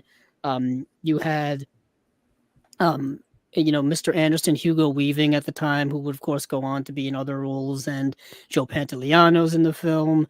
It's a touchstone film. It's a film that when I bought the Blu-ray has like 9 commentaries on it. It's an absurdly thought, like people want to talk and think about this movie incessantly. And then, of course, it had the subsequent sequels, which I think if you go back and rewatch them now and you watch them back to back as kind of was intended, they're better than we thought at the time. I think I rewatched all of them up until the new one came out, and it's an interesting kind of through line. Of course, the first one sticks out the most as its most unique and standalone, and the second two are kind of, they're meant to be one long movie. You can kind of tell. Um, but that's different. But yeah, The Matrix from 1999. 1999 is one of those touchstone years, I think, like Dan alluded to earlier, where just so many great films came out. So you really can't go wrong. Yeah, ironically, I didn't pick the big blockbuster of the year. I picked two indie movies instead. But I'm glad to see you guys picked The Matrix. I love The Matrix. This is everything you guys said. I can't say anything else. You guys, great choice. Let's move on to 2000. And I'll tell you what, these guys have known me a while. And I go back to like some of the genres that I just loved as a kid, and horror, westerns, noir. And one of the genres that kind of got left in the dust for about 30 years or so was the sword and sandals genre. Then it came back with a vengeance in 2000. And Ridley Scott obviously was a huge fan of the sword and sandal genre, and he created an absolute epic masterpiece known as Gladiator. And for me, I was never going to pick another film for this year. I absolutely loved Gladiator. I've seen it so many times. I could watch it over and over again. Russell Crowe is incredible. Joaquin Phoenix, he has won an Oscar for the Joker.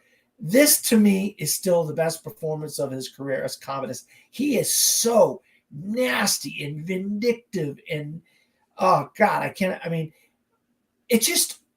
it's like that Shakespearean thing mixed with gladiators and Rome and war and all this kinds of, it's just, I can't. And then for the time, there was some great visual effects in it, crowd sequences, creating Rome and creating the Colosseum, stuff that seems like mundane stuff today in visual effects was groundbreaking at the time for visual effects.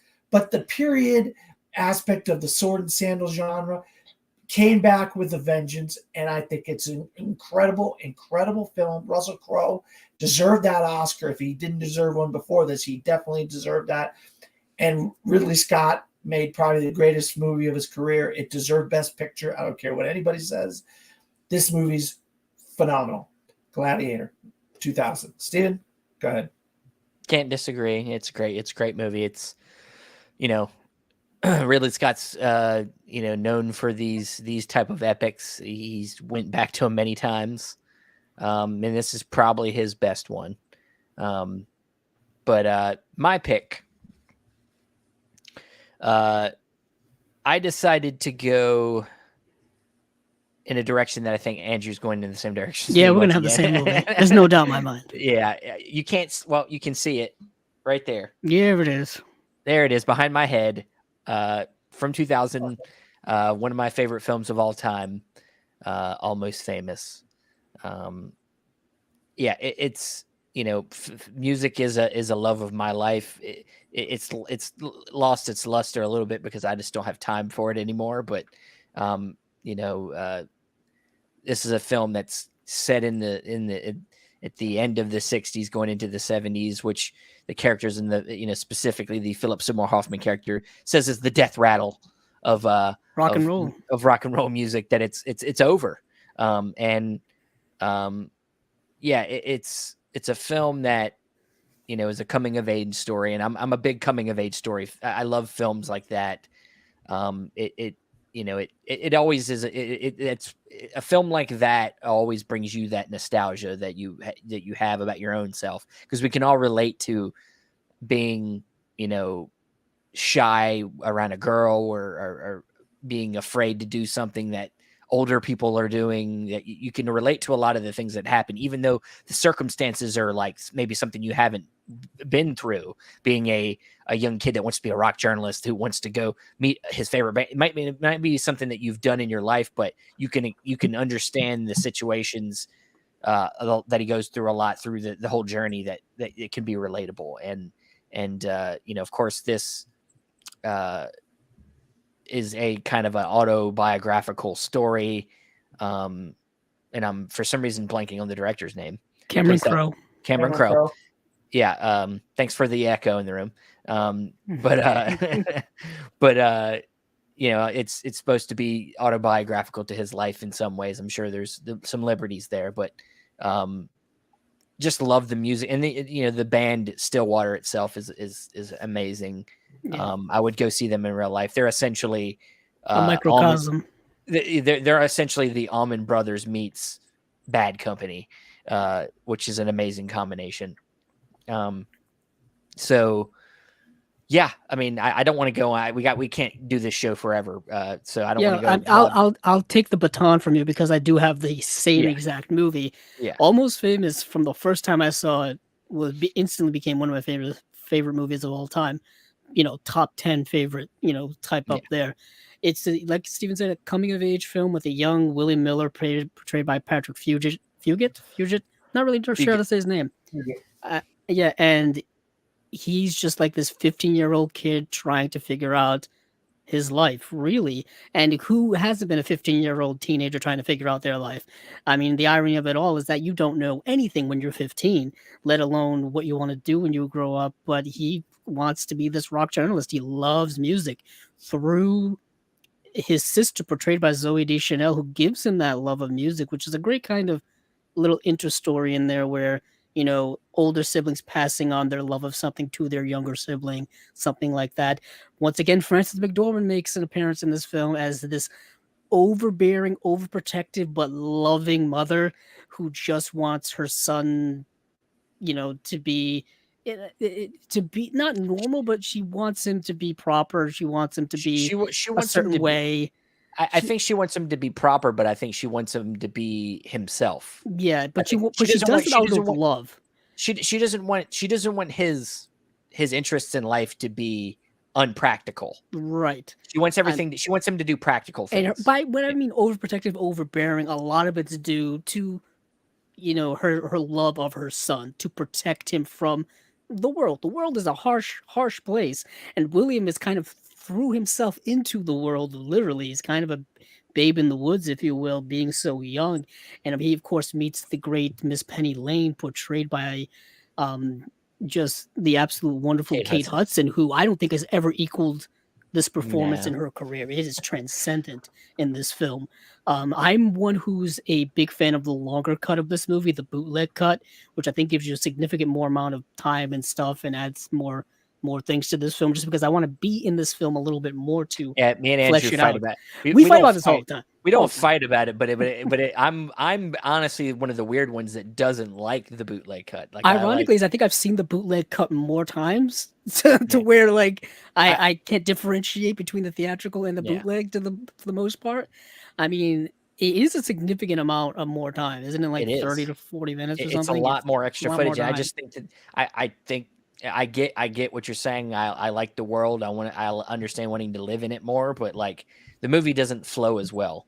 I think I can understand that perspective. It just kind of it leaves scenes going longer than they need to. Sometimes that's what editing's about. That's what Martin Scorsese obviously doesn't give a shit about anymore.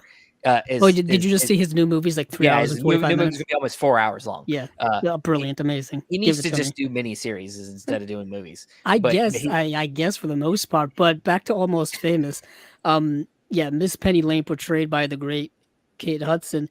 Billy Crudup is in the film. Jason Lee is the lead singer of the band, and a young Anna Paquin is in this film as one of the band aides. You have Fairuza Balk as well. Philip Seymour Hoffman makes another appearance in this film as Lester Bang. He's in this movie for, what do you think, Stephen? 10 5 minutes? minutes. He delivers scene-stealing performance and lines that I go back to over and over again all of the time. The talks between these two. The uncool part gets me every time. Yeah. It just it's incredibly profound things going on in this film, and it's set in that 70s era of rock and roll, which I really, really love. You know, that Yeah. 70s era of, you know, Led Zeppelin and all that kind of stuff. They make all kind of references to like David Bowie and Bob Dylan and all this kind of stuff. And it is dealing with, you know, Cameron Crowe when he was a young kid, like writing for Rolling Stone magazine and stuff like that. Yeah, it's an amazing, amazing film that I go back to all of the time. And yeah, I've always gravitated towards it. So 2000, Almost Famous. I believe I always thought this movie actually should have won Best Picture, but that's just me. Um, Blasphemy. No, it Dan wasn't said even nominated for it. So Dan said Gladiator there's no fight. yeah, I know there's no fight, but we're gonna fight over this. I mean, yeah, Yeah. All right. Can I have But- the button to control to get rid of people off? yeah, of yeah. here? You could, You can can. now. You can Yeah, kick them yeah, out listen. anytime. I guess we're gonna move on to 2001. I'm gonna warn people who are watching. It's about to get real simple for me. It's about to get You might as well Yeah, just well. wrap up here on the next one. You just might as well wrap it The up. next 3 years are gonna be real easy. Oh, come on. You could choose something better, and you don't have to pick. Oh be no, redundant, there is no Steve, better. Andrew. Don't be redundant, Andrew. All right. So Oh. in 2001, I got two picks once again. A family drama that I think is when you talk about movies that really understand a family drama and just family in general and differences and how people have conversations in the kitchen or in the bedroom or in the house. Well, I just said the title, In the Bedroom. I just at work or whatever. It's like very rarely have you seen a movie like In the Bedroom where you just have this family and that is the dynamic between these people is so fascinating. And the performances by Tom Wilkinson, Sissy Spacek, Marissa Tomei. And I'll tell you what, I love the setting of Maine. I mean, I wish I could see more movies set in Maine. Beautiful state, beaches, lighthouses, oceans. Just Todd Field, which we just got a movie last year called Tar from him. He only did two movies in about a 3 or 4 year span, and then took a decade and a half off before almost 2 decades off for Tar. But the guy really understands characters and writing characters and writing people, and this family dynamic between these people is just incredible. And you know, I want more movies like that. We got a lot more movies like this after this, which is I like this kind of family dynamic type of scenario, you know, and it's got an interesting ending to it. You know, I don't want to spoil it if you haven't seen In the Bedroom. I don't want to give it away. It's about a 20-year-old movie, so hopefully you've seen it. But it has kind of gone under the radar the last 20 years. A lot of people don't remember what a great film this was. And Tom Wilkinson was really on a roll at this point in his career. And then all of a sudden, I don't know what the heck happened to him lately. Did he get sick or something or whatever? I haven't seen him. And Sissy Spacek, she's got up there in age, so she's not doing as much. She's done a few things. But Marissa Tomei's popped up in a few things. So, and there's another actor who's popped up in like Sin City and things like that. I don't, yeah, In the Bedroom. And then my other pick is I think the best of the Lord of the Rings films. I think the movie that sets up the trilogy. I think you get to learn about the characters. You get to see who these characters are. You get to see their various motivations. You get to see some of the sinister elements that are permeating in the background, that are creeping and crawling around in horses and darkness and all this stuff. You get to see a little bit of Schmiegel, otherwise known as Andy Serkis, crawling around as Gollum a little bit. But it's about this camaraderie of this group of people that go on this mission to accomplish this goal, and that's why I think this is the best. And I think the other ones are just a mismatch of just ugliness and gross war scenes, and they mix in a little bit of good elements with Andy Serkis and some of the cinematography and some of that stuff, some of the editing. But I think this is really the best film in the trilogy, and I wanted to champion one of these films in these years because I think I like this one the best, and I think it's on par with some of the best films ever, and not as it's better than the other two in my opinion. I know Andrew's just going to disagree, so let's go to Andrew right now. Oh, good. Speaking of, I guess I'll pick up that ring that you just dropped, and of course that's Lord of the Rings: Fellowship of the Ring. But I do want to mention that In the Bedroom was probably the most untalked about movie that was nominated for Best Picture in the last 25 years, because no one ever brings up this movie except for me sometimes, and I guess Dan. It's a only great really film. been available on DVDs probably since like 2002, and then no one's ever talked about it. I mean, yeah, Tom Wilkinson, I think, is a super underrated actor. I got really into his work when he was in Michael Clayton, and he stole that movie from George Clooney up until a certain point, in my opinion. But yeah, in the bedroom, super underrated. But yeah, Lord of the Rings: Fellowship of the Ring. I mean, it's no secret if you know me that these are my favorite movies of all time, and I was what was I 14 when this movie came out.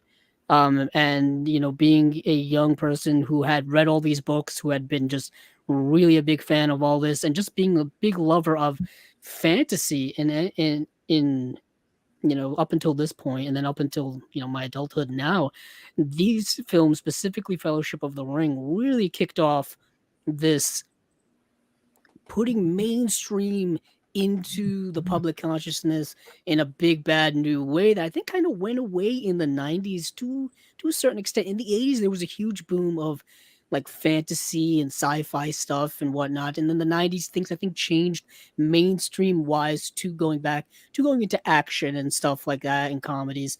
And then the 2000s brought back, you like you said, brought back the sword and sandal, but also brought back the fantasy, high fantasy and stuff like that. And Lord of the Rings it was for the longest time the most unfilmable book that you could ever do. At one point they wanted to make the whole story into one movie, then two movies, and then it finally ended up becoming three movies, which I think was the most appropriate thing. I mean, once again, similar to Almost Famous, I love the longer cuts, specifically more so in this part. I'll watch the theatrical cuts, but the extended cuts are the way to go for me, even if they are an absurd length of time. And people confuse the fact that they think the extended cuts of the films are the director's cuts, but they're not. The theatrical cuts are actually the preferred way that Peter Jackson wanted it to be. Those are his director's cuts. But Fellowship of the Ring, you like Dan said, it's the baseline for setting up the fantasy world, setting up the main conflict, the main journey, the main characters, and putting us in their place and having us go along on this journey and starting to develop the themes of destiny, of friendship, camaraderie, of good versus evil, the great battle that's never ending in cinema and all entertainment really. And yeah, the cast of characters in this, the cast of people in this are, they're well known now, but at the time I'm not sure how well known this cast was, with Elijah Wood, Ian McKellen, Viggo Mortensen, Sean Bean. These were all kind of relative character actors, really. I mean, there weren't a lot of like big headlining stars that you would see now. Like even Sean Astin had been in the Goonies. Andy Serkis, no one knew who Andy Serkis was in 2001. Now people know him as a household name because he's been in so many things now and in so many big movies and whatnot. But this movie is also kind of unique because all of these movies were shot back to back to back in the late 90s, and the special effects have really held up very well over time, surprisingly so, because a lot of these special effects from that era really don't hold up. They just don't. But Lord of the Rings really has, Fellowship stuff really has. Yeah, I love this movie. I've watched these movies so many times. I own these more than I own any other movie. Steven gets on me all the time for owning every single copy. There are still copies out there that I want, that I still have to get my hands on. But that's a story for a different time.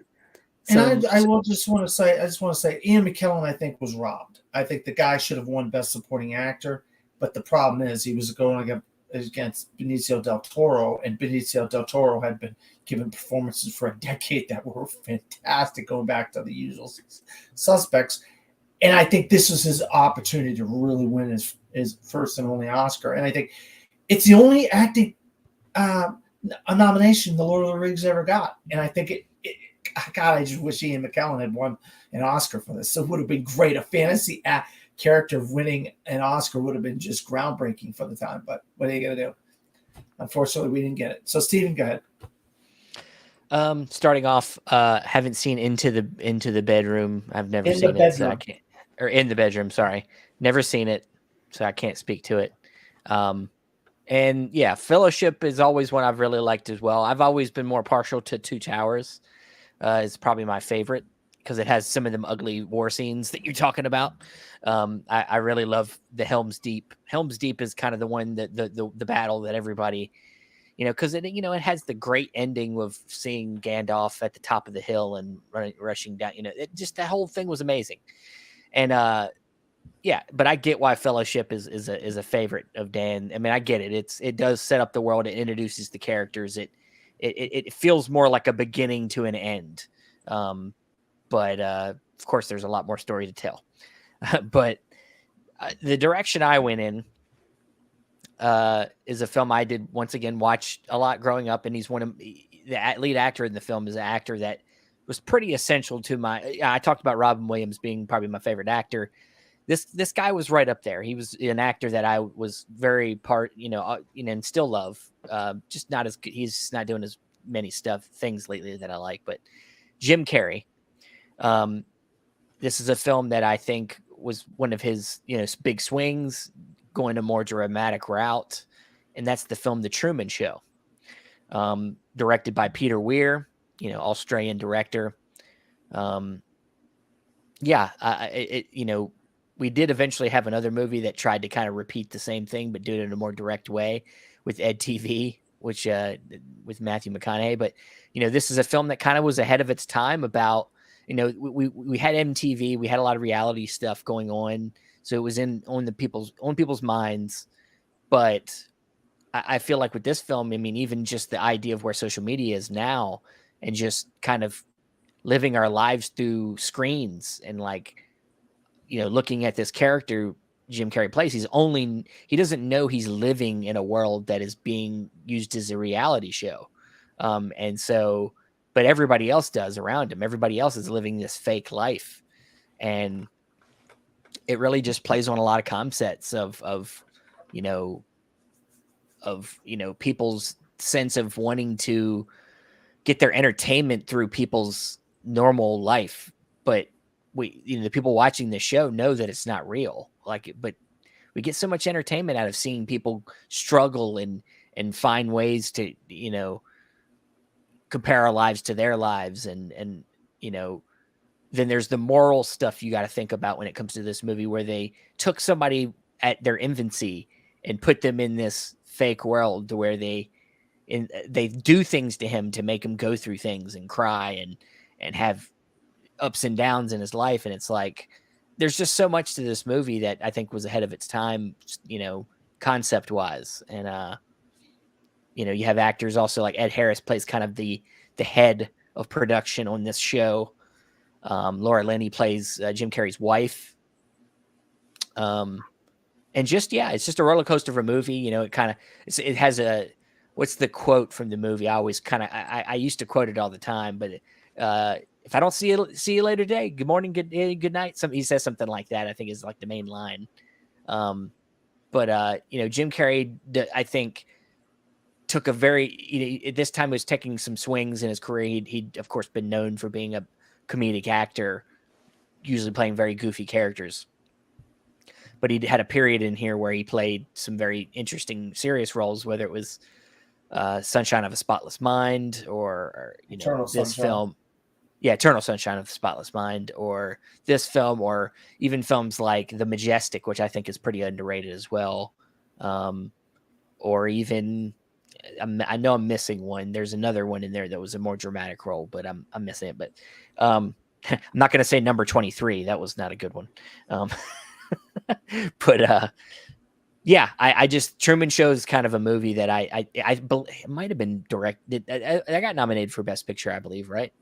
The Truman Show. So it did have its acclaim, but it's definitely one that I remember watching a lot as at the time. So yeah, one of my regrets, Stephen and Andrew, is I just couldn't find room in these specific years that I wanted to put Jim Carrey films. I would like 1994. I mean, I would have loved to have put a Jim Carrey film in there, but I had. Dude, I could have put Dumb and Dumber in there. If you know what I mean? No, I would have put Ace Ventura, Pet Detective. I could have fit it in there. Could have put any one of the. I could have put The Mask in there. I mean, that year was an incredible year. It's probably arguably one of the greatest years of any actor in the history of acting, in my opinion. I don't care what anybody says. It's one of the phenomenal year for Jim Carrey. And it's just how things ended up working out. I couldn't put a Jim Carrey film in, and I love Jim Carrey. He's one of my favorite actors. I just love it. He's my favorite comedian of all time. I just think the guy's incredible. And The Truman Show, what a phenomenal film. You're absolutely right. Reality TV as we know it today is because of The Truman Show, Survivor, and you name it. You know what I mean? Big Brother, all this stuff probably came from The Truman Show. But let's move on to 2002. And I've been wanting to put on a foreign film on my grouping of films for the entire time I've been doing this, and I just could not, for the love of me, find a place to put a foreign film in here. And then finally 2002 popped up, and I was like, oh my God, here we go. I get to put a film in here that I came into later in life. I mean, obviously in the last 10 years or so of my life, I didn't know a lot about this film. I don't remember ever seeing this film when it came out. And it was because of guys like Stephen and Andrew who kind of broadened my horizon into more foreign film, documentary filmmaking, and more stuff like that I was able to start focusing more on foreign film. And I started focusing on foreign film in that decade, in the 2000s. And one of those films was City of God.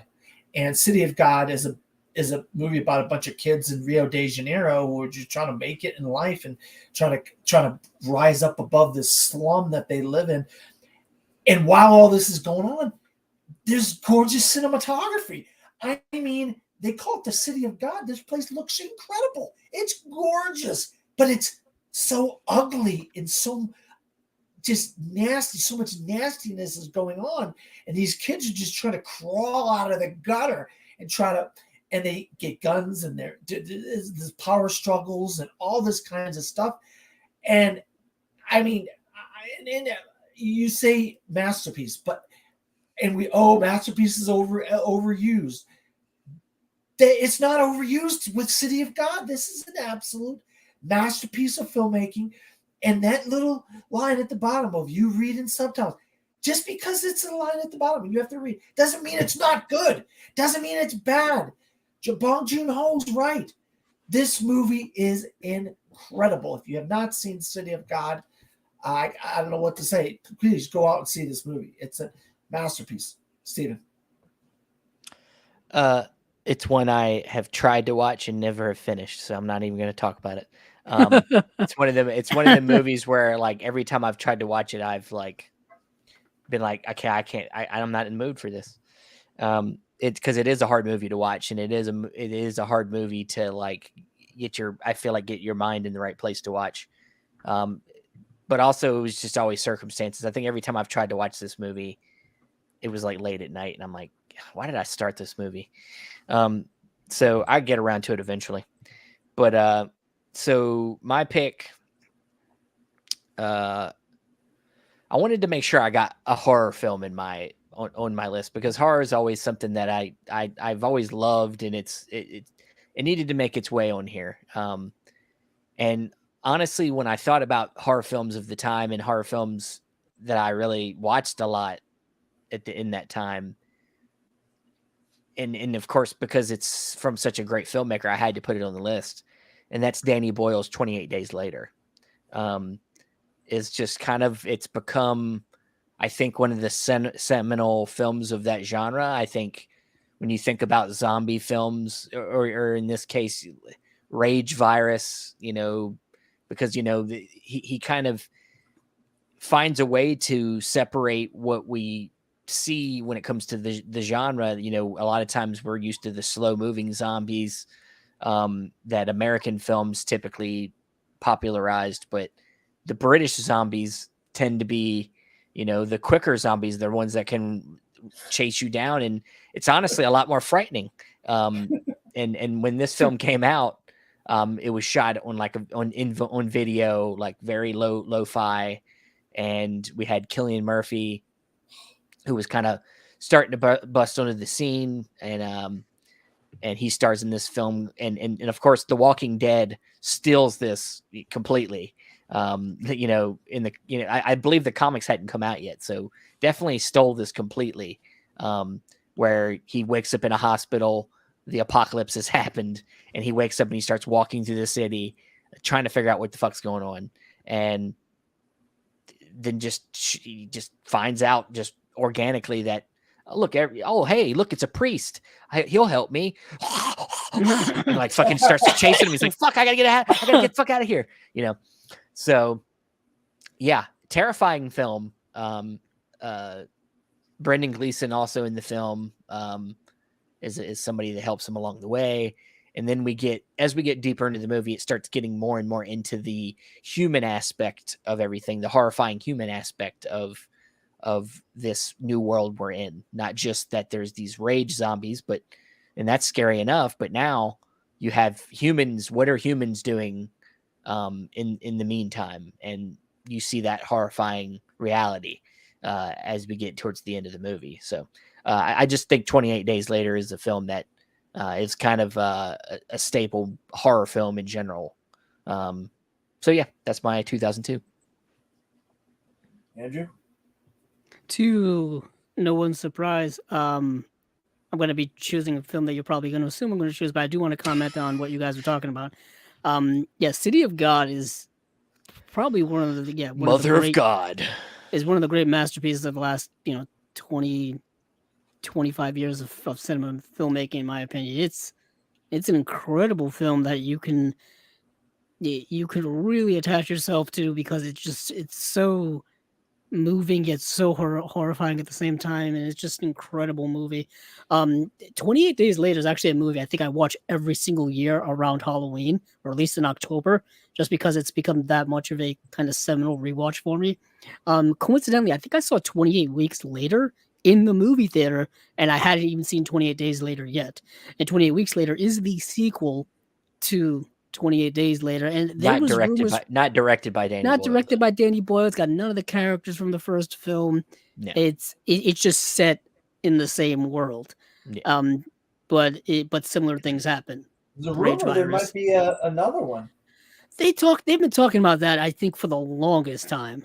I mean, and I don't know why it's never really gotten off the ground. They've brought everything else. They've given everything else a sequel.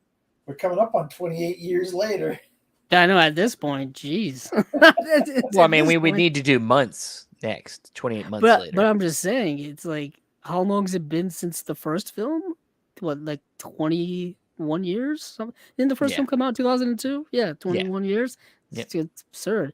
But for me, for 2002, there's Lord of the Rings: The Two Towers. Let's be serious. These are my favorite films of all time. So it would be incredibly disingenuous of me if I didn't talk about all three of them.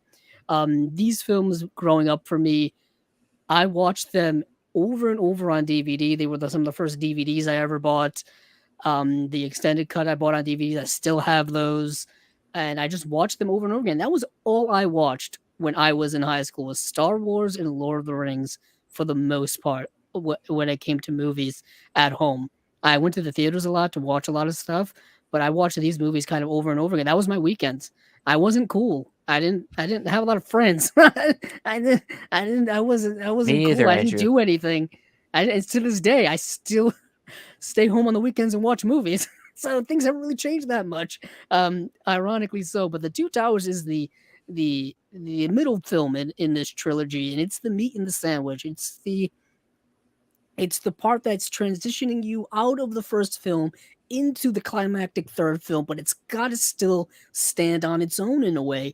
And in a way it does, with Stephen mentioning the Battle of Helm's Deep is the climactic moment of this film. And not only is it the climactic moment, it's the moment I think that the story changes. It's setting up the third film.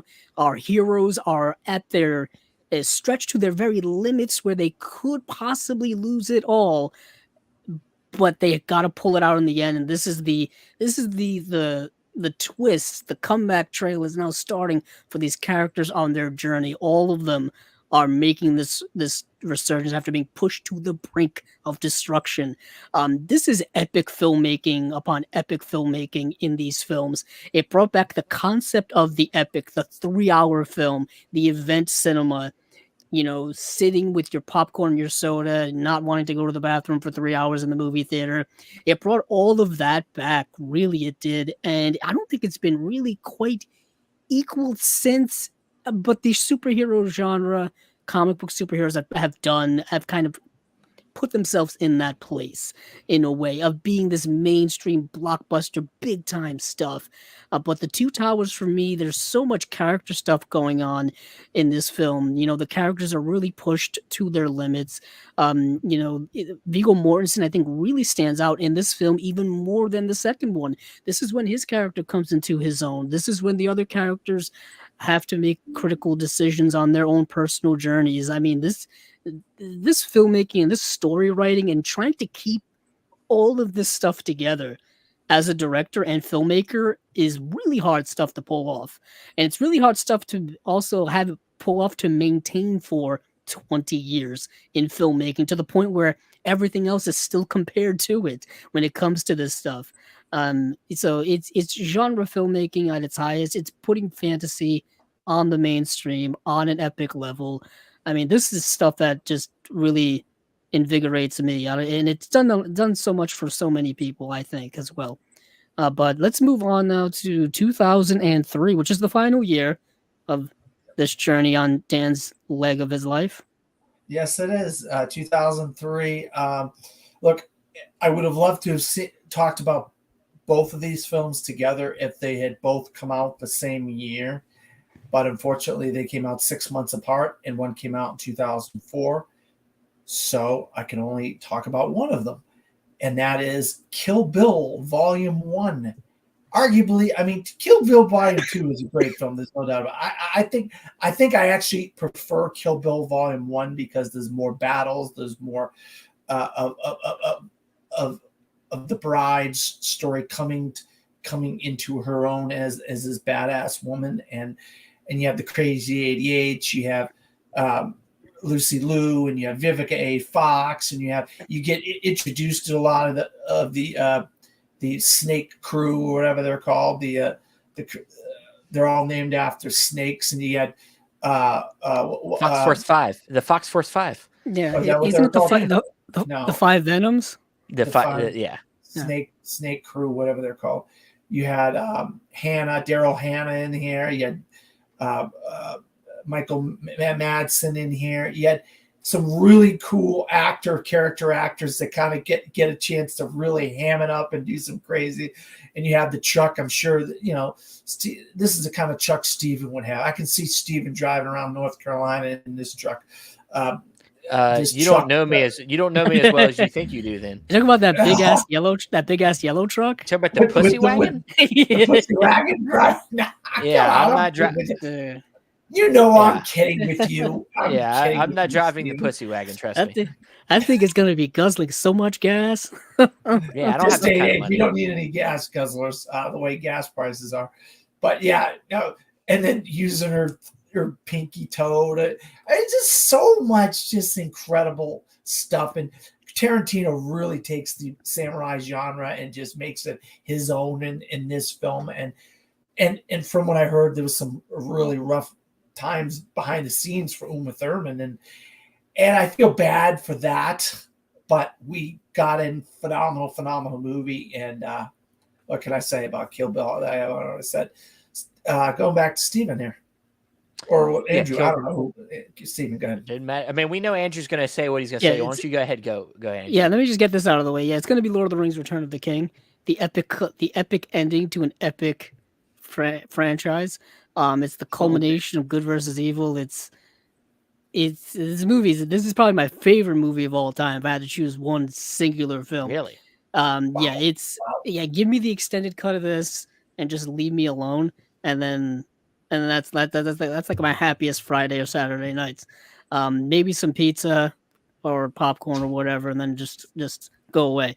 And just don't bother me for the next 4 hours and 10 minutes. Into the Diadon, what is the name of the afterlife the elves take the people to? Oh yeah. The Undying Lands, the Grey Havens and stuff like that. Yeah. This I remember when this movie came out in 2003. I think I saw it 2 or 3 times in theaters. I mean, I was so in, and I remember going to school, and at the time, people don't realize this, but these were, now everyone knows these movies, but growing up as a teenager at that time and going to see these movies, no one talked about them at school. no one was like diehard with, Star Wars or Lord of the Rings stuff in the early 2000s. People really didn't talk about it. You had to find people to talk about it, and it was usually the theater kids were the ones who were going to see Star Wars and seeing Lord of the Rings. I mean, it was usually them. It wasn't the cool kids at school that were seeing them when they had all the cliques and all that kind of stuff. But Return of the King is the epic conclusion for all of the characters in this film.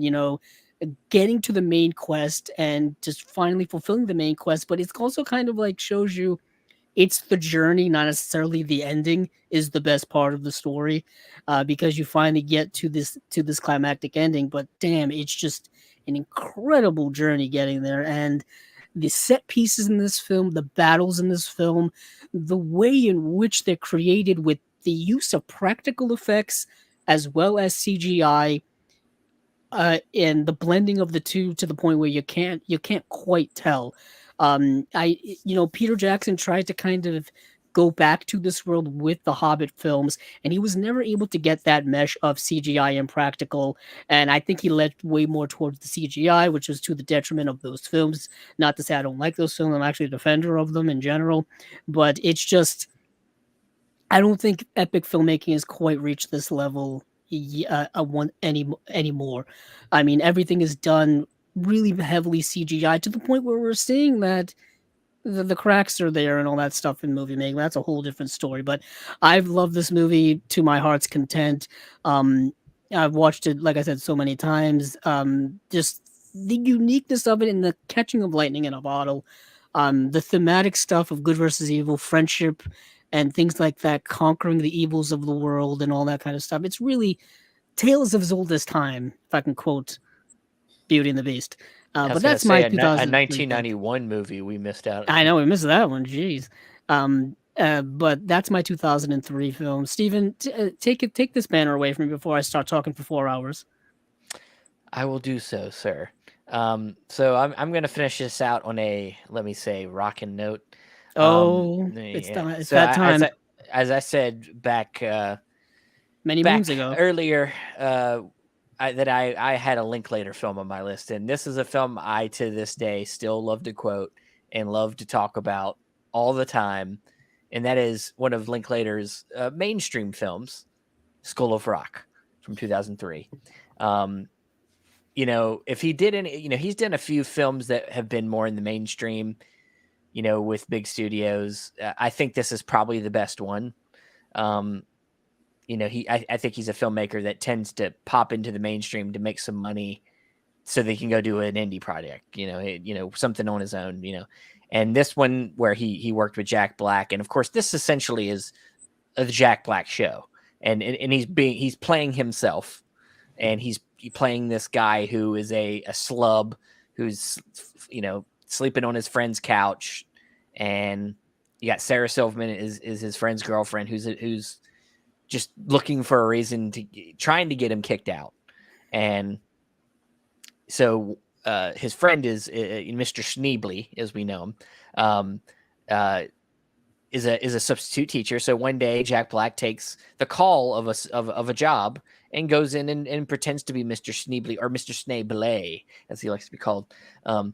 But then this is like a high end private school that he's substituting for, and then he realizes that this whole group of kids have talents of music, and he takes that talent of music that they're all playing different instruments, and he takes that talent and turns it into a rockin' band.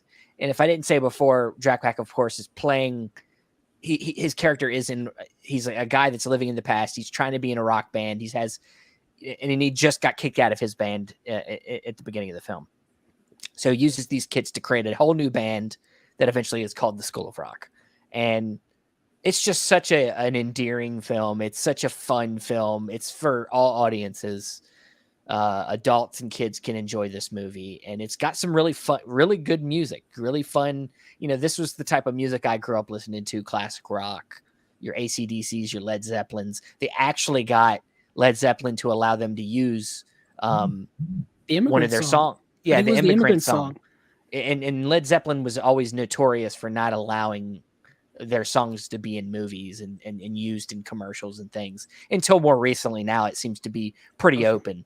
I was just But gonna back say, then, yeah. back then it was pretty hard. And they actually like made a whole video and like sent it to them and said, please let us use your song, So and then, it's just, it became a cultural thing for a while. This movie had an impact. They eventually made a show that I think lasted a few seasons.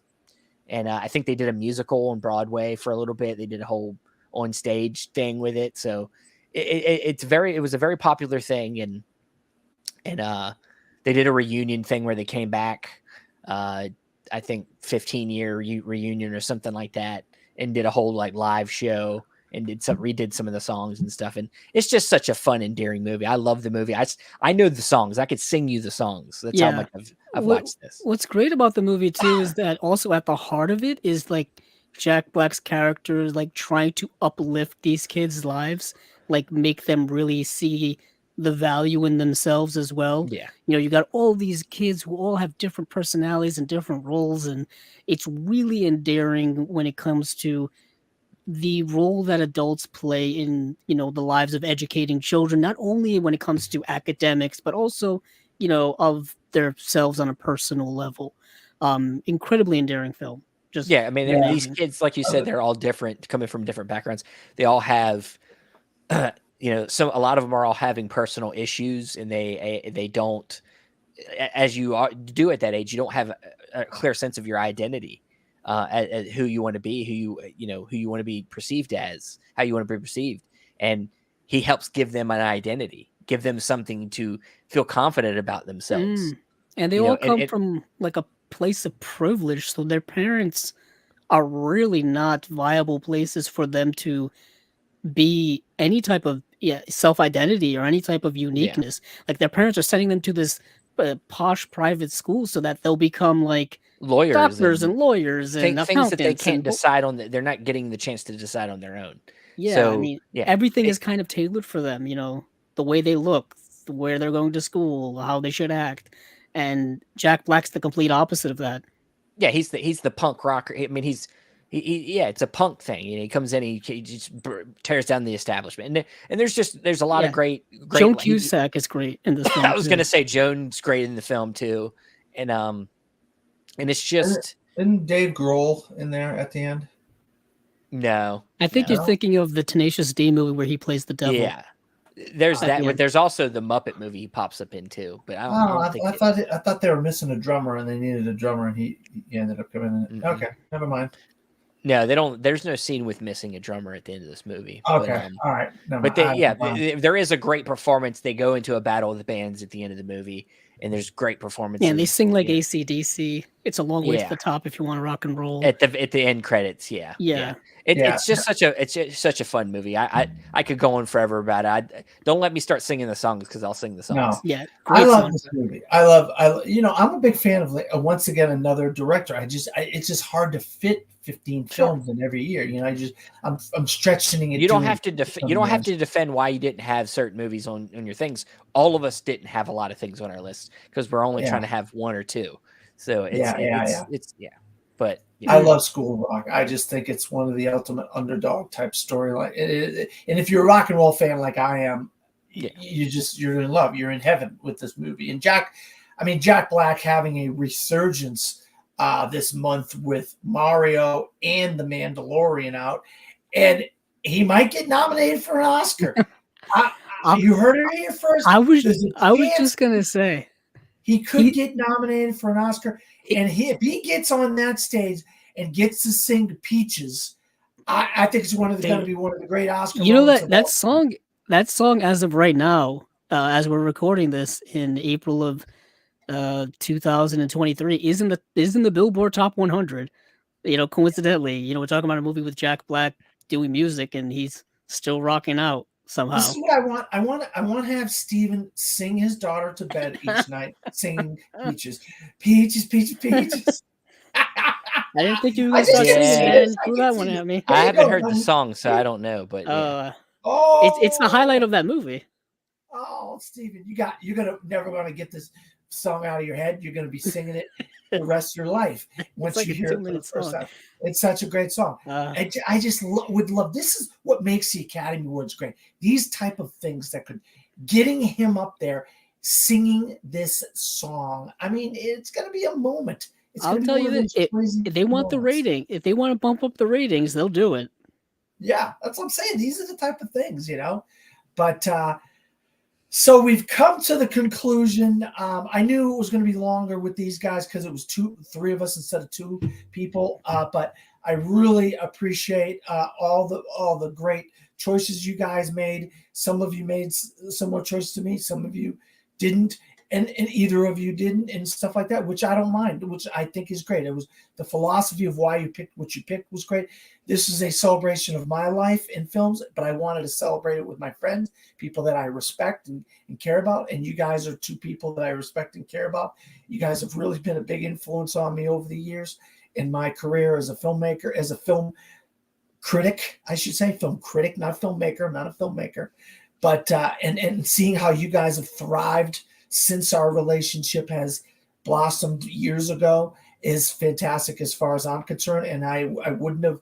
I wanted to not have you guys involved in a celebration of my life through film. And so I'm so grateful that you both have come on. Stephen and Andrew, I know you're going to say a lot of the same things, but where can you be found? Well, you can find us, of course, on the YouTube and anywhere you can find podcasts as Chasing Labels. We do a weekly podcast talking about most recent boutique Blu-ray announcements, along with having usually an interview attached that is an interview of somebody that's either in the boutique label industry or somewhere that coincides with it with film in general. So yeah, we do that weekly, and we'll have to do this out. We're doing it tomorrow night. So no days off. We are. That is indeed true. Lots of movies to watch, lots of movies to talk about.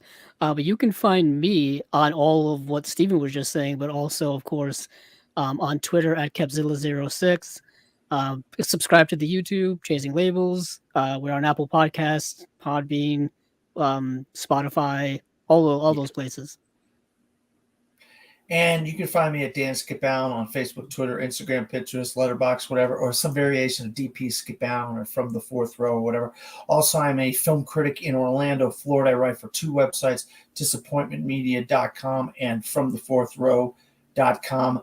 This will be the third episode in my special series, My Life, My Love, 50 Years in Film.